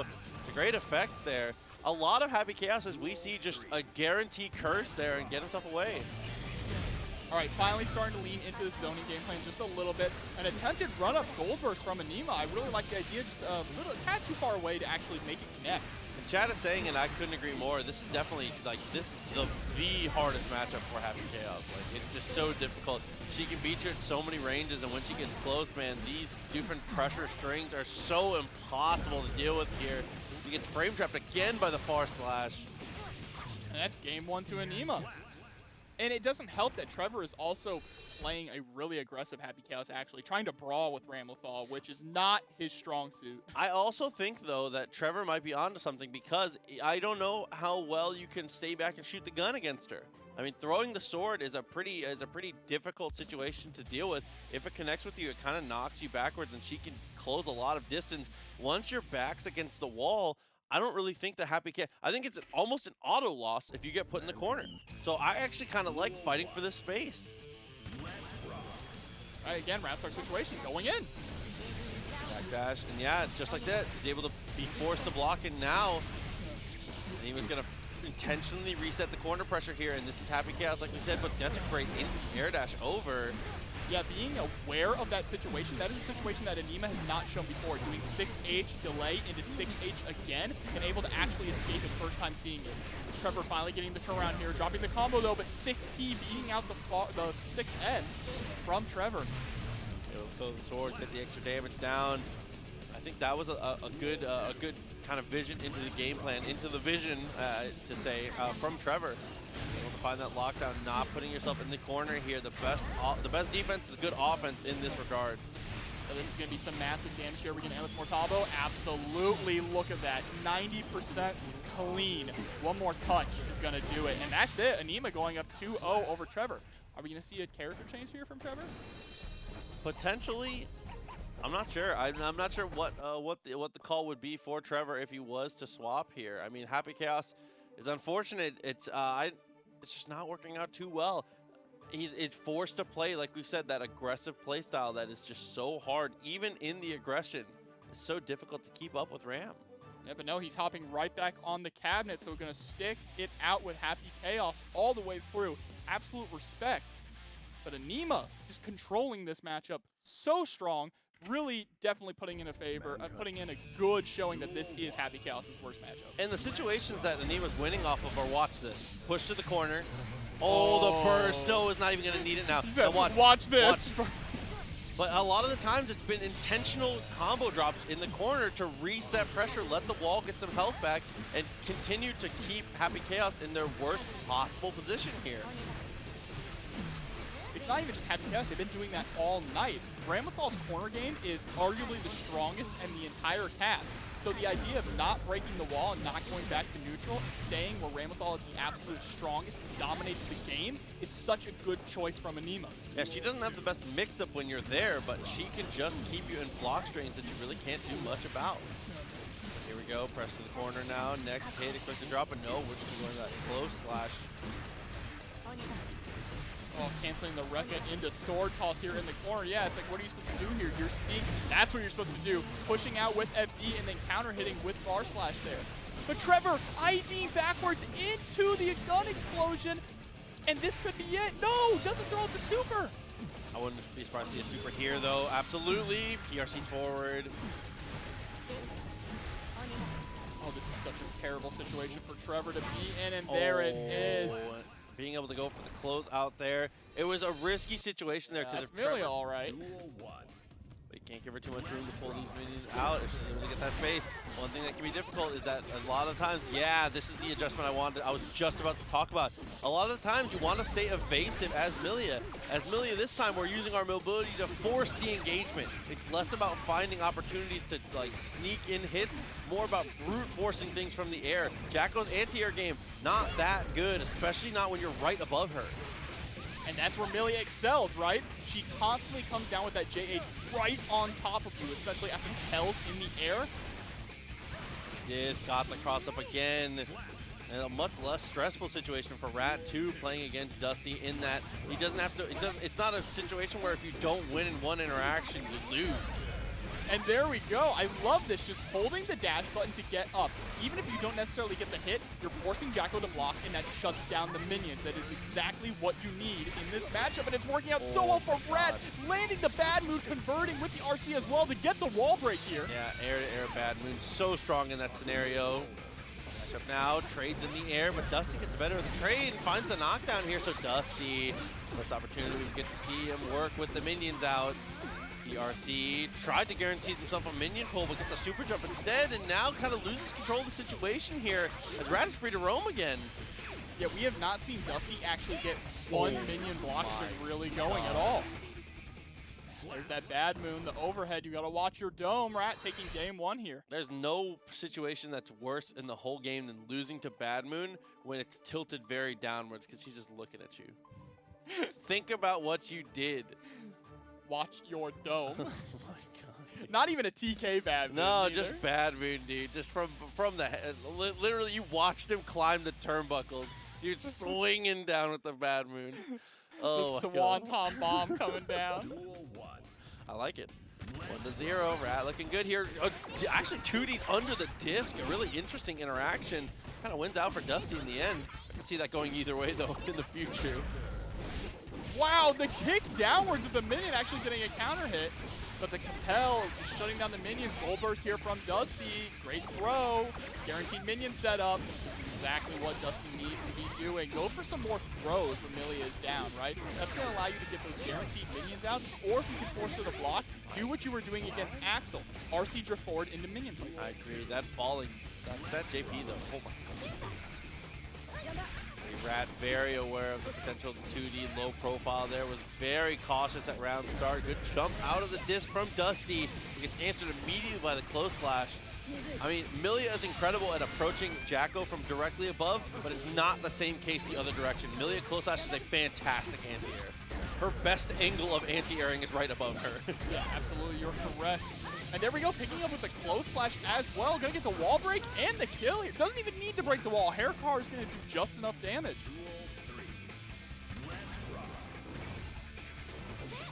All right, trying to fish out with those JSs and JHs. Staying airborne has been working out so well, but Dusty finally able to get some block pressure down. But this is what keeps happening, is Dusty will end the pressure to try and throw out a minion. In the moment that they do that, Rat is in the skies. Again, still couldn't really press it into much here. Third minion to drop. I feel like my mood half the day is third minion space. Avoid the super here, knockdown, crucial game here. Dusty's able to get the YRC, finds the hit, burst comes out. Oh my god, using the roll through, but there's that counter hit to S. My god, and jumps up and just... Yeah, what's that chase down? The JP chase down really clean from Dusty, finally putting a point on the board. Yeah, we have a competitive game. Yeah, really, really good answer. Very back and forth between these two, and the adjustments are working out pretty decently for Dusty in that, like you said, as soon as you let Rat go, Rat is going to super jump, compel, gone. So you've got to make more out of your grounded situations there. Or you have to go meet Rat on his way down, which is what Dusty's been opting into, and it's working out beautifully. We'll see if they can keep it up, though. You know, Rat is the caliber of player who's absolutely going to adjust to that. All right, clean burst there from Dusty. Waited until Millia came up to actually burst. Okay, 2D dashed forward, didn't get a disc, but that's okay. Still has great mix off of this. That's an easy punish. Goes for the crossfire as well, but great burst there from Rat. Oh, I like the use of the fireball. Jumping back and throwing out fireball to stop Rat's air approach. That and the bad move comes through, was able to get the RC off of it, jumps out of pressure. RC, we're putting Millia here in the corner now. This is a great positioning for Dusty. Rat has nowhere to escape. Oh, staggered out with the bicycle kick there. Look at the Chipp continuing here. 50 meters built up. Dusty, the win con is there, but instead looks for the jumping air to air. Gotta wait for that minion gauge to build back up. Now, one really key thing there I love that I saw is we were seeing the minions come out in the corner, but then when Dusty followed Rat up into the air, he kicked the minion at high speed to make sure that Rat did not have the time to compel out. And if he did, it would have been a counter hit. Oh no, with that gold burst here, Dusty has 50 meters to guarantee a minion summon and then potentially go into the super, but that is not going to matter too much as Rat has broken the wall. Damage is really adding up here on Dusty. Good air to air, but nothing to follow up. Haircar, a great job of clearing minions. Elysium driver? Hits a thing. No, it does not hit airborne opponents like that. I thought he was going to have time to land. Oh, scary. Still had that extra air dash, though. I forget that Millia has the second one sometimes in those clutch situations. Oh, the minion gets tossed behind Millia, but she's still able to escape. Such a slippery character. Rat cannot be locked down unless they're really in the corner. That's the only time Dusty has actually been able to keep Rat grounded. What an anti-air counter hit. Here we go, speaking of the corner. Stagger out, getting that pressure, jumps out, attempt from Rat, and just lands in close slashes.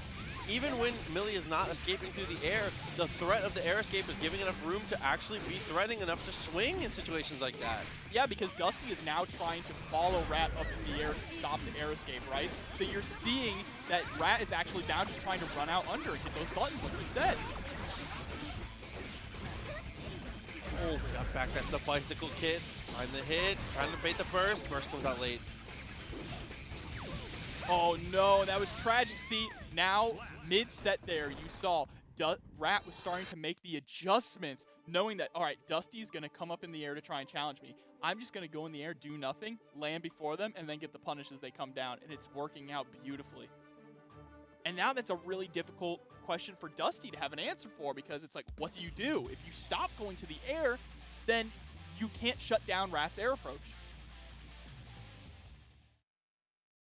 So we're going to see what they can do going into this next game. Duel 1. Yeah, a lot to unpack in one game. Potentially two if Dusty can bring this back. Blocks there, low shaker, not too much. There's the counter hit. That's what you need as Rat. Party starts. The burst early from Dusty. Well, I say early, like half the life gone already. Oh, that was an interesting adjustment there too from Dusty, knowing that Rat likes to run in underneath when they're in the air, just dropping the minion. Just dropping the minion right below them to cover that zone. Dusty is doing such a great job at placing minions in good places. It's just not working out. Rat's not biting. But Rat's starting to bite here. A little more on the offensive though. Super comes out for the OTG and gets the confirm. Knew it was going to be able to kill. Potential set point here already for Rat. All right, that's a good start off though for Dusty with a counter hit in the air. Oh, tried to run up and whiff the throw way too far away. I can't imagine that's what they wanted. Cold burst. Gonna spend it immediately to try and get that punished with the TLC drift back into the J8. So an amazing double jump escape. Attack command continues to put in a good amount of work here. Gets the buff up now. YRC, get rid of the mins. I love it. Oh god, is it final connection again? Repel just to be high enough to be able to get the secondary mix up there. I like that. Forego the mix up for the attack command. Yeah, that's so just a weird situation to block since you see Jacker going up to the other side, so you want to change sides blocking, right? The double attack command there. Had to go for the gold burst.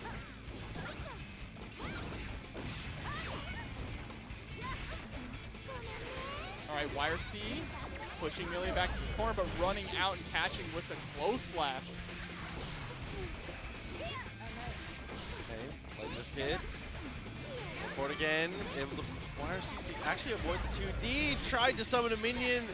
Not gonna happen. Rad should be able to kill off of this, and absolutely will again with the bad moon. Looks him in his soul and says, I want you to think about this. Wait, so this one is going to be the toppest level that we're going to see. I mean, Aneema already took an L to a Nagoriyuki today. In TestYourLuck. Another person can make the comeback here on that. Try to go for the throw a little too far away. One hit Rekka into the dash, but Young LZ backdashes out of it. I really love the grounded movement from Aneema too, the way that they're able to just weave in and out with these micro movements, just being perfectly out of range of different things. And that is a first round here to Aneema. Gonna spend the Mortavo, break the wall. I love that. Just going for the sword throws for the combo, the most basic possible thing.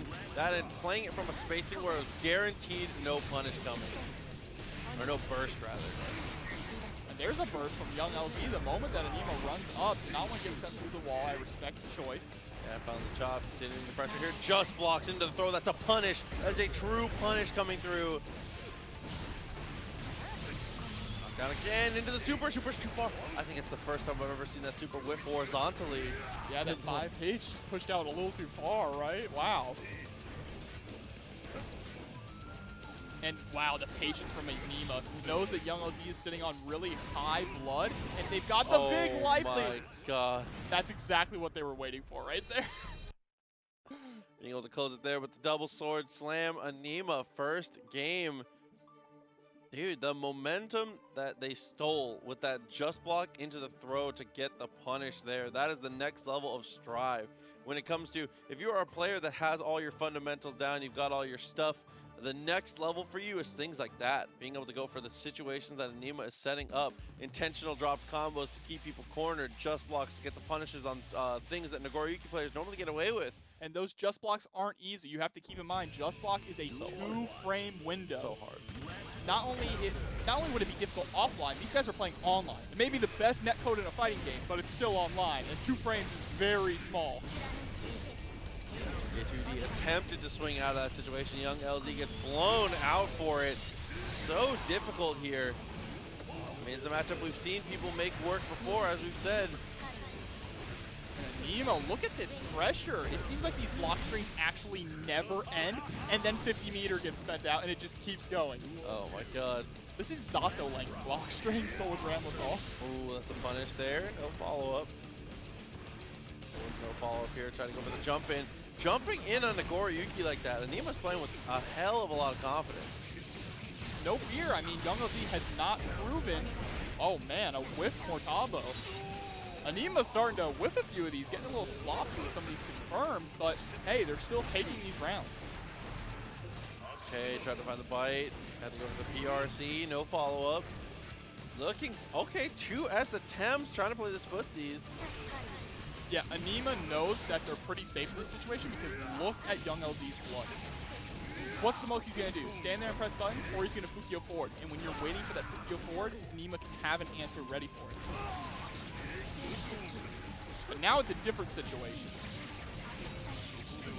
My God, is able to get the kill there. Young LZ, one opening is all you need on that Nagoriyuki. Great backdash there, goes to the Beyblade. Trade between both players. And see, this is the thing, is even when Nagoriyuki has a lot of blood, he's still pretty much got the same amount of range that Ramlethal has. There's the counter hit to H. We're going to carry with the Rekka series to the corner here. Oh, the blood rage, that is it. Pack it up. Aneema going up 2-0 over Young LZ. That's another situation. I mean, Ramlethal, even though they don't have something like Zato Commando that just kills the clock for infinite amount of time, the combos from Ram are long enough to where it will still add up. The blood will drain, and you'll be able to get a ton of damage coming through.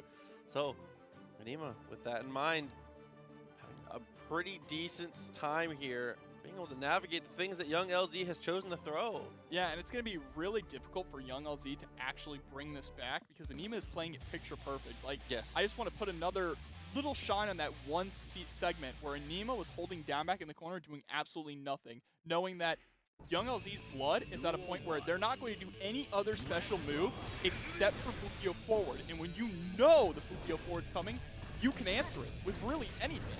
Yeah, there was no threat there other than the one thing that you can absolutely react to there. Punish there with the 6P. Continuing that pressure in the corner. Just trying to crank that wrist gauge. 50 meters available and is going to spend it. Tries to go for the overhead this time. And we're not seeing any FDing here either from Young LZ. He needs to start. There it is. Blink FD, and it tries to get the punish just a little too far away for the 2D to connect. And look at how much life is still used for that. Yeah, Aneema might be able to close this one out. Dashes up with the close slash. Oh, and able to finish there. Very nice stuff with the throw. This is set point now for Aneema, trying to move forward in this top 8 loser side bracket. But Young LZ being a lot more aggressive at the start here. What a just block into yet another punish. Yep, same situation again. There's the bite though. Young LZ finally is able to get a little bit of a party started. Party's not enough here. Trying to go for a lot of backdashes. Aneema never bites.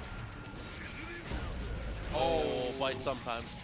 In the worst possible moment that you can. There's the super. Young LZ taking a round. There's the heart. That feels like Nagoriyuki really is just a Bleach character, isn't he? With heart written on the back, too. Man. Come on. Dumb heart. Connection couldn't quite push him to the corner, though. The far slash did not combo. There's the Beyblade and the burst. Smart from both players.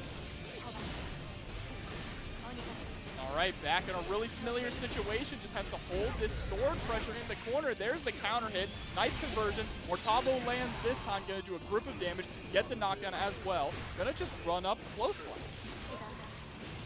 And there it is. Aneema going up 3-0 over Young LZ. A pretty dominating performance moving forward in our top 8. I mean, Ram, we all know at this point Ramlethal is the character to beat for sure. And Young LZ, he came to TSA, tried to IP it. Against Test Your Luck. And as we've said, two people completely opposite sides of the spectrum when it comes to Nagoriyuki's here. Expect Brew to be a little more controlled, a little more spaced out. Test Your Luck. You can see already, look at the blood gauge. Not a care in the world. Time to get aggressive. There's the blood pop. What in the world? A backdash on the bite attempt with the call out as well, but finally Brew actually able to close this out with the super, maybe.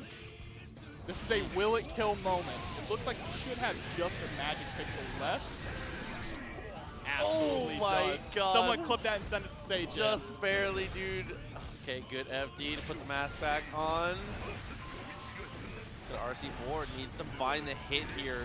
Going back to neutral is not an option, and it's the hit you were looking for. And just the Beyblade gonna close out that first round.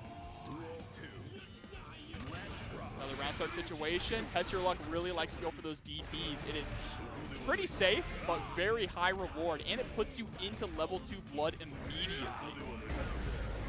And we know that TestYourLuck is the kind of Nagoriyuki player that wants to have a lot of blood on deck to have those very large normals, those big buttons, right? Yeah, I wasn't expecting him to go through there with the full // conversion.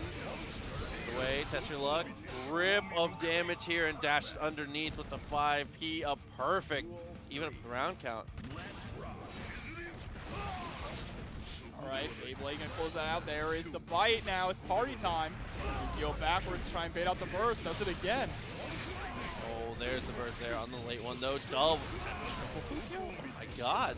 Brew put the skates on, trying to go for that rush down. Backdash away, a little too far though. TestYourLuck found the OTG, wakes up with the super. TestYourLuck certainly blocking here. Gets the punish as well with the / heavy slash.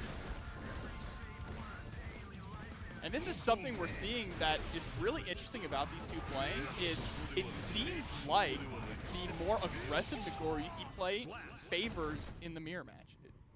Yeah, that's definitely how it has seemed for sure. I mean, that, and maybe it's just because it's TestYourLuck piloting it, because as we've said, TestYourLuck is one of the toughest customers and one of the best Nagoriyukis that we see in these tournaments. One of the best in North America. Yeah, definitely a very consistent performer for sure. See if they can keep up that consistency though, and continue to take these wins over Brew.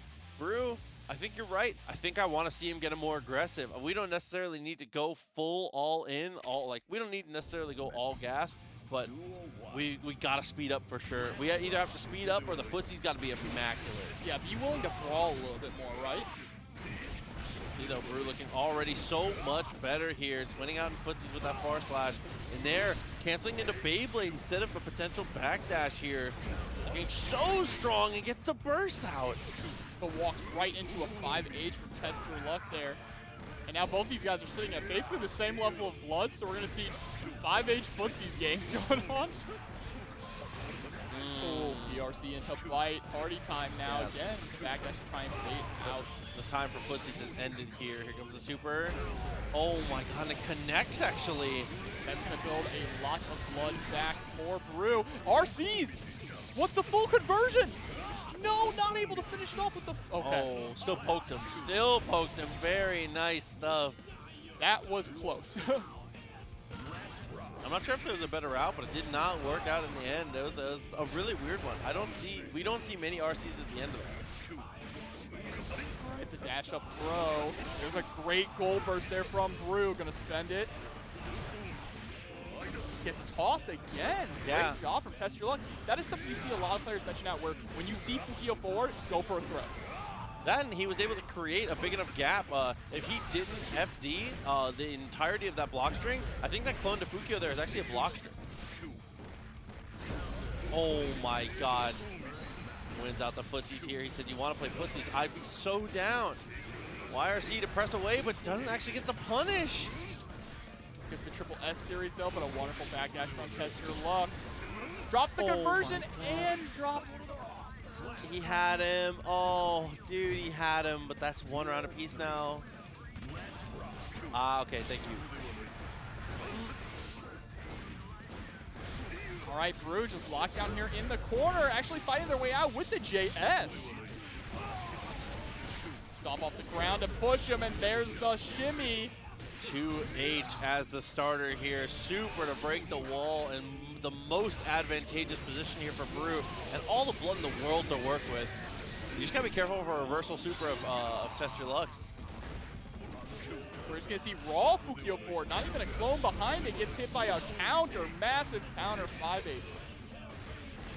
Stagger, taps the FD, pushed him away, gets the punish. Brew steps on him. 1-to-1.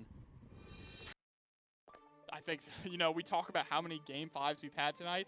I would not be surprised if this one goes to Game 5 as well. It is our winners finals after all. Both these guys have fought all the way up to the bitter end.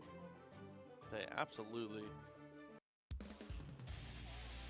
One time for Razor Ramonio. Shouts to Scott Hall. One time. For the one time. One time. All right, jumping into our next game here. We're going to see who's going to be the aggressor at Rouster. Oh, my God. Hey, question answered. Both. Oh, my God. The burst came out here for him. Brew spent it very early. Oh, my God. Spent all of his blood on the attempt at getting aggressive. TestYourLuck wins out and now has an advantageous position. Yeah, it's not looking too good for Brew, sitting at very low health and tons of risk. That risk gauge is filling up.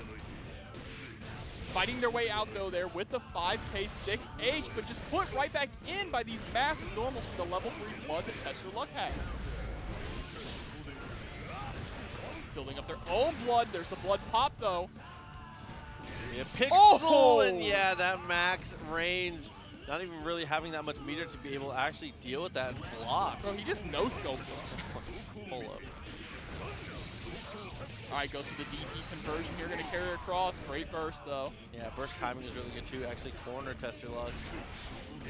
Oh, my God. I think that was an expected fight, but it did not work out. Got so aggressive. There, the trade heavily in Brew's favor. But another blood pop. TestYourLuck. He has meter. Please don't get whiffed on. Oh, my God. Did you see the amount of chip damage that did? Double Fukyo did nothing into 2H. Oh, my God. All right, Brew. All right, I see you. Round start DP. Yeah, absolutely. Yeah, TestYourLuck is basically doing round start DP at the start of every round. There is not really anything that can actually contest it. Worst case of trades, right? Both got there. Tries to go for the close slash. Resets the pressure. He's looking for the bite. It was a little too far at the PRC. Maybe it's a little too early, though. In JK. Damage on that one. BRC. Is he RC himself out to reposition, but 5K beats him out in footsies. TestYourLuck, the first to 2. One more to go. Yeah, that was really unfortunate. Brew tried to fall down with JK, but he was just out of range, so he just fell right into TestYourLuck's button. He had the right idea, but he should have thrown out something like a JS with a little bit more range on it. Probably wasn't confident it would have been fast enough. That's understandable with the slowdown from the RC. But we're jumping in what could be our final game here, guys, of winners finals. Yeah, absolutely. And answers with Beyblade to follow up. I need Brew to remember that, like Simon says, so we can eventually get the full dance. I want to see how far they can go. You know, if TestYourLuck is actually going to be doing that DP at round start every single time, that's not the worst thing to do is just trade at the start. Because you're pushing him further away from you, and you're both at the same situation afterwards. Okay, nice connection. Gets a little bit of blood back there. Fukyo's. Nothing. Oh. Oh, just pressing out. There's a burst. Ah, nightmare scenario there. TestYourLuck spending the burst. It whiffs, and now not going to have the burst a single time for this round. Wakes up. Beyblades. Same situation as before. TestYourLuck says worst case it trades. I like that decision again. But now Brew needs to be ready for that. If TestYourLuck is going to go for that a third time, Brew needs an answer. All right, there's the RC up. Goes for the empty low this time. Just spending all this blood. There's the top. Oh my God, he's about to pop. Okay, pop connected though, so it's okay. Oh, RC, but couldn't get any closer. That's back on, jumps over the clone. Oh no, and the clone somehow wins out there. They just clashed and he Fukyos into the hitbox. That was so scrambly, but we're in set point now for TestYourLuck. This is Brew's last chance. And there's the bite, it's party time. Counter hit, DP baits out the burst. Oh no, he's gonna Fukyo forward. Looks like he might have dropped the super confirm there. So like BRC's forward, but there was already a super jump buffered from Brew. And Brew's gonna go down on that one. TestYourLuck on a perfect. It's gonna make it 3. Covers such great range that might be the moneymaker for this matchup if Rat stays in the air too much. But Rat, I was gonna say, is there such a thing as too much airtime here from Millia as she continues to get started? Wall is broken, pause the bonus. Rat is looking very strong. Jay misspaced a little bit. PRC's forward. The trade heavily in Ram's favor because of the knockdown. Grounded opponents trading with aerial opponents is almost always in the grounded player's favor. It's very rare for it not to be. And you saw that 2H come out as well. Aneema just starting to show it off, a little hint of what could be to come. And Rat doing a good job jumping out of the explosion there in the corner, bursting to escape. Goes up the super, just goes for the setup afterwards, not for the combo. Delayed again, gets to throw though. Aneema dashes up, and now you're in your home. Welcome back. Oh, tried to throw a sword that they didn't have, miscalculated, they hadn't picked it up yet. Oh my god, and what a check there. Rat kind of knew that there was no way for Aneema to guarantee the block string there, so wants to dash forward and take advantage. Aneema recognizes the situation, goes straight in with the heavy slash. Oh, there's the trade working out in Aneema's favor though, able to get that pressure started now. Gets just a raw sword, pushing Rat into the corner, drops the combo. But at this point, sometimes I can't tell if the drop combos are on purpose or not here from Aneema, because they do love to actually drop combos on purpose to hold the corner pressure. Yeah, I mean, that damage was only made possible from the fact that Aneema intentionally resets as soon as he gets close to the wall there, and tries to set themselves up for the best possible situation. But with that, it's going to be Rat trying to fight their way back into it. I mean, Rat had great opportunities. All you need as a Millia player is one knockdown. One knockdown is all it takes to get yourself set up for the victory here. Aneema just got to continue to keep your feet on the ground. Keep that Millia locked in the corner. Start with jumping heavy, jumps in afterwards, locked down already with the sword, is flashing FD, which is good. Aneema aware and continuing to steal turns off these situations and gets the burst out from Rat. Here to air JP, very, very strong. There's the dash up though, Rat, party time. Double cross up into the 2D. Quick disc, I love that, making that disc actually not meaty on purpose. To set them up in situations where it's not auto-blocked. For timing, goes in. Aneema gonna hold on to the burst here. And for good reason now, into the corner again. Strike throw begins, 50 meter. Still there for Aneema. Are you gonna spend it? Does spend the PRC and gets the overhead. Dude, the timing with the dust is just too strong.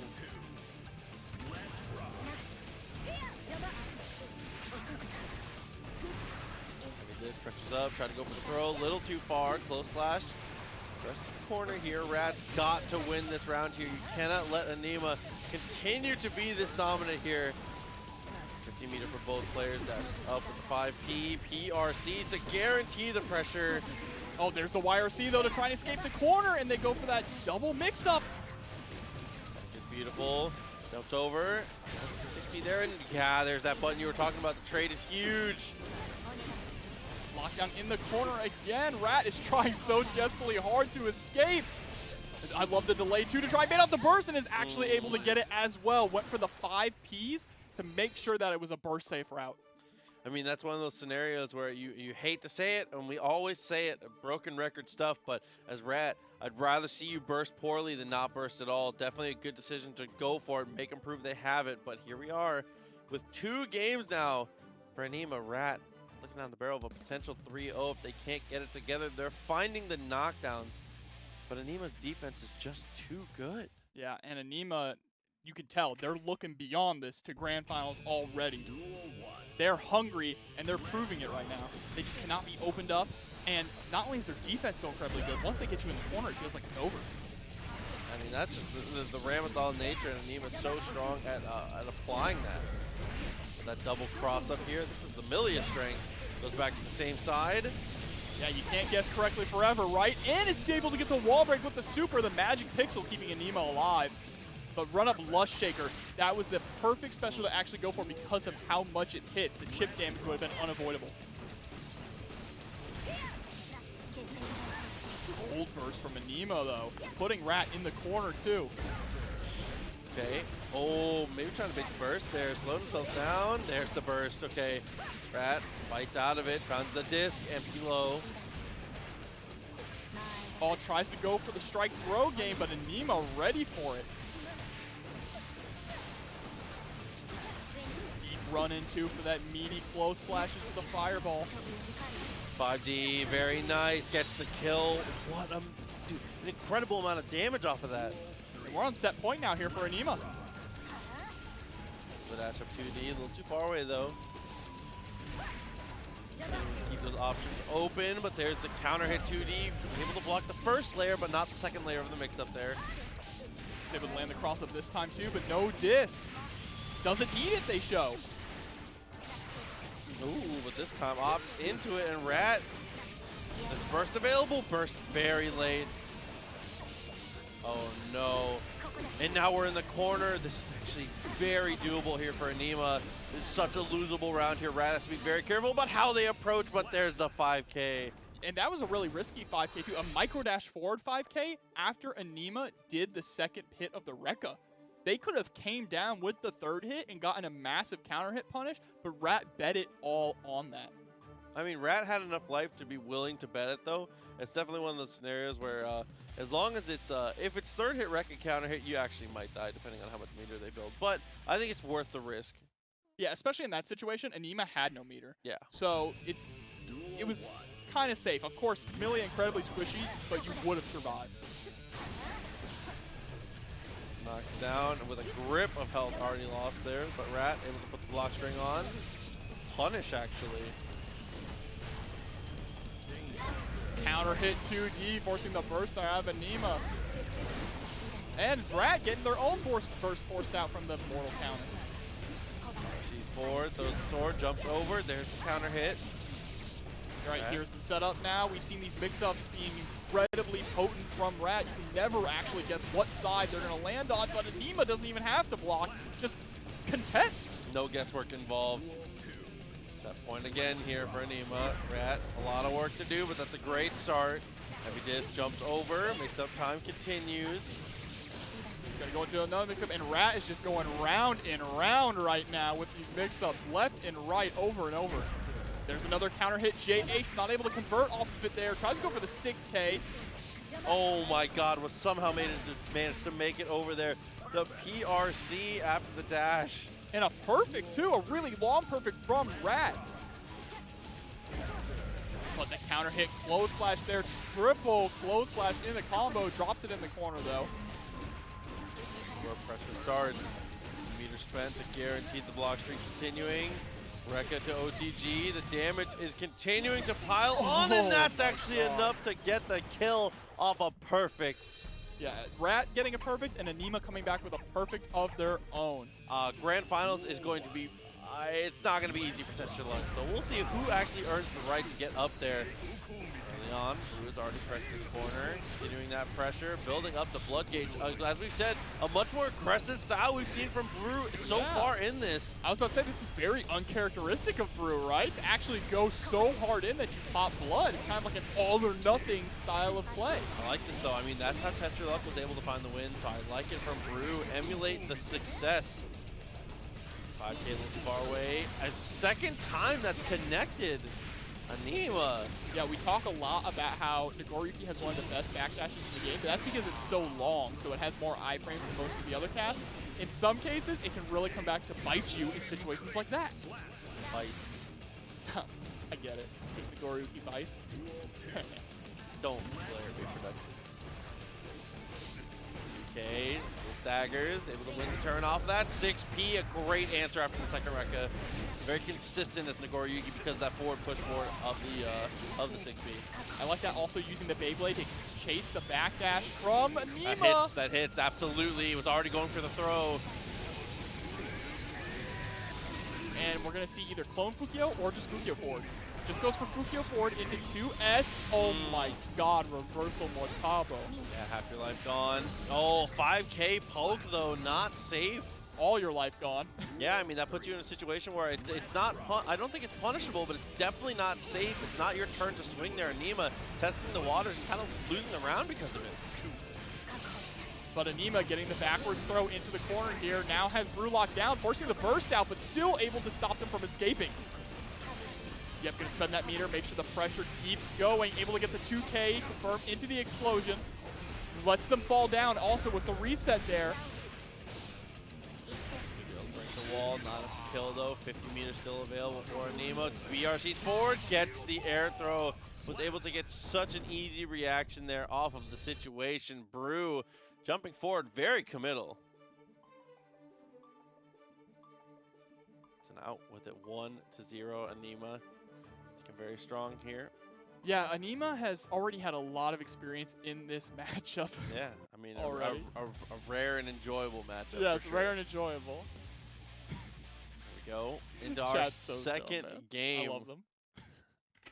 Into our second game here. See if Aneema can continue the streak, or Brew right back into this, man. Like we said, aggressive Brew. Aggressive looks good on Brew. He's making great choices. Yeah, and I wonder if it's just a adjustment for the Ramlethal matchup. You know, don't want to let Ramlethal get that pressure going, and instead you want to be the aggressor. Yeah, I mean, like we said, emulate success. I mean, you saw Test Your Luck and how he was able to handle it. Try and do more of the same. All right, here's a great wall confirm, though. Going to go ahead and end it with Mortabo sending them through the wall. Goes for the safe jump setup there as well. Again, Brew just pushed back into the corner. We have 100 meter on deck. Has to spend the YRC. Yeah, you're about to get infinite block string. Oh, or not. Just delete it. That's definitely a Dark Souls boss disintegrating noise from me. Good lord. You died. Oh my god, dude. Dash up, pressure's on, close slash into the throw. Tried to throw the sword, but that's easy 6P. Good backdash there from Aneema, creating a little bit of space. Getting hit OTG with just a tip of 6H, and now Brew is playing this footsies game so well. Oh, using the PRC, or the BRC, excuse me, to get the JK and have enough hit stun with the extended time from the slowdown to get the punish. Whereas meter, but okay, he is going to have one more opportunity to use it here. Max meter actually for Brew.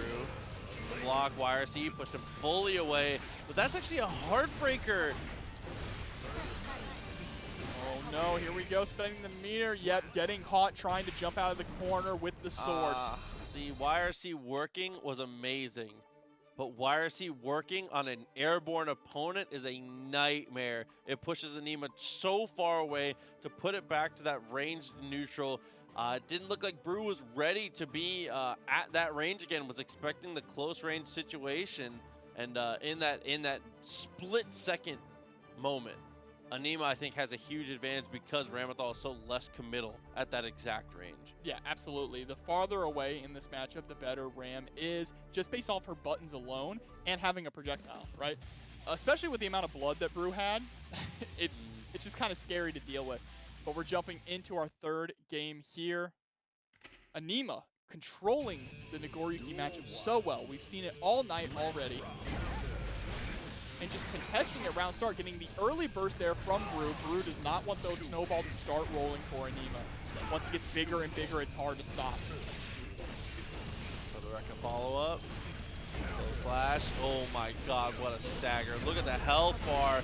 Continuing to just melt piece after piece here. Max meter available for Aneema. We're going to be able to continue this block string as long as we really want to. Oh my god, I thought he was going to let the Mortabo rock. Actually, grabs the Fukio forward immediately into the OTG swords to take round one. Aneema sitting at set point now. All right, throwing the Fukio forward yet again and running him on the ground all the way into the corner. Going to get a nice confirm, dropping the corner combo in the corner with that 5K yet again to lock him down and keep the pressure going. You do not want to break the wall and go back to that neutral situation. Nice burst though. Blocks, tried to backdash. Another one of those situations where having a long backdash is a huge disadvantage actually. Brew with no more burst on deck, but able to jump out with JH and finally fight their way out of the corner here. I like that Brew saw the just block, but they whiffed the super. And that should be it. That will do it. Aneema is going to take it 3-0 and set it up now for the run back. So huge shouts to Brew doing his thing today, playing very, very well. I mean, top three is an incredible placement for sure. But our grand finals is set. Sent Aneema to losers kind of early in the bracket here. Let's see if this run back happens. But Luck is able to close it. Luckily for Aneema, though, they did just beat a very solid Nagoriyuki, so they are fresh on the sticks, whereas TestYourLuck has had to cool off for a little bit, so that could factor into this. There's an easy burst bait early on in this. Aneema Flashing up, gets the throw, stuck in the corner now. Guaranteed pressure until the YRC comes out. Good use of that from TestYourLuck. All right, TestYourLuck fighting out of the corner really well. Aneema just allowing him to escape. There's the more combo. Oh, and he gets the OTG. Wow. Oh my god, dude. All right, there we go. Starting off strong, Aneema with the first round. Okay, was looking for the extra damage, not gonna work out. Yeah, throwing out that sword now, though, and TestYourLuck jumping right over it, so Aneema at a disadvantage, only one sword left. Here it comes. Back on deck now. Yeah, back in full control here. Got the extra damage down, and is able to link a Rekka after that, and goes for the reset, actually. All right, another YRC there from TestYourLuck. Trying to go for the 2K2D stagger pressure here with the 2S. A couple strong YRCs in a row here. Oh my god. We'll call that footsies. All right, able to actually close it out there at the end. Aneema could have actually closed it out with the big overhead. And I believe if they did the drift forward RC. I didn't see if they did, but they were just out of range to land the RC. But that is a pretty quick and clean game one to Aneema. Yeah, I mean, dominant at all facets. I mean, TestYourLuck was able to get aggressive and was able to impose their will to a degree, but Aneema just had the answers. I mean, that's what happened to every single matchup that Aneema has played that has been against a very mix-up heavy character. They've won it out on defense, which is the most impressive thing. I feel like a lot of times Ram can just control you, can put you in the corner, can put you in situations where it just always feels losing. But Aneema, even when they lose these situations like this, put into the corner here, gets thrown. It's been the defense that has really opened it up for him. Absolutely, I agree here. And there is a round start 2S, not able to really convert though. And that's it, TestYourLuck taking this game one, or this round one, excuse me. Finally showing signs of life. Last game, data. But now on the offensive. And you talk about Aneema's defense, but TestYourLuck's offense is just so absolutely brutal here. Oh, that was an amazing backdash. The jump in, found the hit. Aneema still has burst. He's going to continue to hold on to it here. I was going to say, but for how much longer? There's the RC. Spends it all, too, to make sure that they can push TestYourLuck into the corner and keep the pressure going as well. They're going to go ahead and drop him in the corner with that 5K. And gets the back throw as well, reacting to the Fukio. We've seen that all night from Aneema. Burst coming up here from TestYourLuck. I wouldn't be surprised at all to see it in this situation. Might end up holding it for the next game, though. We'll see. Aneema continuing this pressure. Flashing FD in the right places is TestYourLuck, but it's not adding up to enough, and there is the kill. Every single round, it doesn't matter the life deficit. If you get cornered, Aneema is at advantage. Trying to challenge there on the Fukio 4, but this time TestYourLuck with the buttons. Oh, Fukio 4, 2K2D, 6H. So much damage for just a light confirm there. We're going to go ahead and go into Super to get the wall break, get some of your blood back, and get the hard knockdown as well for the mix-up coming. Yeah. Oh, my never God. mind. Yeah, the knockdown in the next game. Oh my God, dude. Going through the wall always does way more damage than I would expect it to, but especially with that super from Nagoriyuki, expect the unexpected. I mean, these two characters, in terms of raw damage output, are definitely nearing the top of the charts here. It's just more that one sacrifices some of that neutral power for a little bit more mix-up. And Ram, while the mix-up game is not nearly as strong, the name of the game is control, dude. 1-to-1. I don't have the numbers right in front of me, but I do believe that the wall break does a set amount of damage on the actual break of the wall itself. It might be 30 or 50 maybe? Someone in the chat will let us know. It's more the impact into the wall is what changes. Yes. Yeah. I believe that is correct. Good backwards. 5K to actually stop the Fukio backwards. Oh, and there's the bait on the burst as well. RC'd and saw it coming out. Thank you to chat, by the way. 30 damage on the wall break for the each one. Yeah, just locked down here. Okay, gonna go ahead and throw out the double overhead. Oh, held FD for maybe a little bit too long there. Unfortunately, now put in the corner. I don't have many resources, and yeah, look at this. Gonna go through it straight away. Doesn't kill, though. A lot of scaling on that combo starting off with a 5K there, but, you know, Aneema with the positive bonus going for this infinite block string. Catches TestYourLuck standing with the 2S. Yeah, without FD just blocking and potentially just FD flashing in the right places, you never can find a place to challenge there. Aneema can just block string you for nearly an eternity, but there's the DP. What a great way to open up. And I think that's the first time we've really seen TestYourLuck throw out the DP mid-block string like that. Normally they like to throw out the DP either in neutral or a round start situation. So they caught Aneema pressing, but speaking getting caught pressing, TestYourLuck sent through the corner with the Mortavo. YRC, good call. Found damage there. 5H continues to Fukio forward here. Look to be as aggressive as possible. Does not want to be in this footsie game. And that is why 50 meter well spent from Aneema is going to make it 2-1. Yeah, you want to talk about being as aggressive as possible. Aneema is always waiting for that whiffed 5H just to get the punish and turn things around.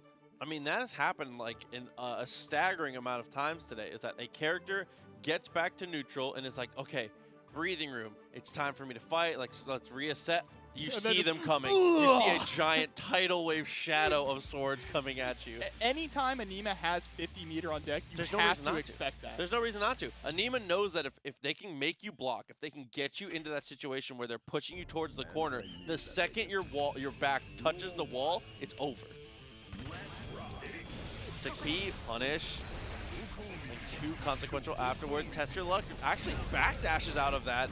Gives him way too much space. Aneema will take that every single time. Yep, again with the Fukio 4 2K2E, TestYourLuck has been really doing that a lot. They might need to try and mix it up just a little bit here. Aneema going to go ahead and burst to get out of the corner. This is that situation though. 50 meters not built up yet though, so TestYourLuck is willing to play it out and gets the bite. So now a huge advantage. And that advantage has turned into a 1 round there. Amazing stuff from TestYourLuck. And I think Aneema really, really wants to get the reset here. If they allow TestYourLuck to take this game, it might be it.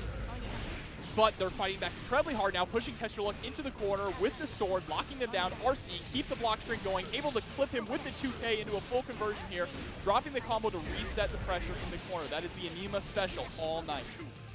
Go forward again, 2S in the 5H. We see quite often from all Nagoriyukis, and he's able to backdash out of the far heavy slash.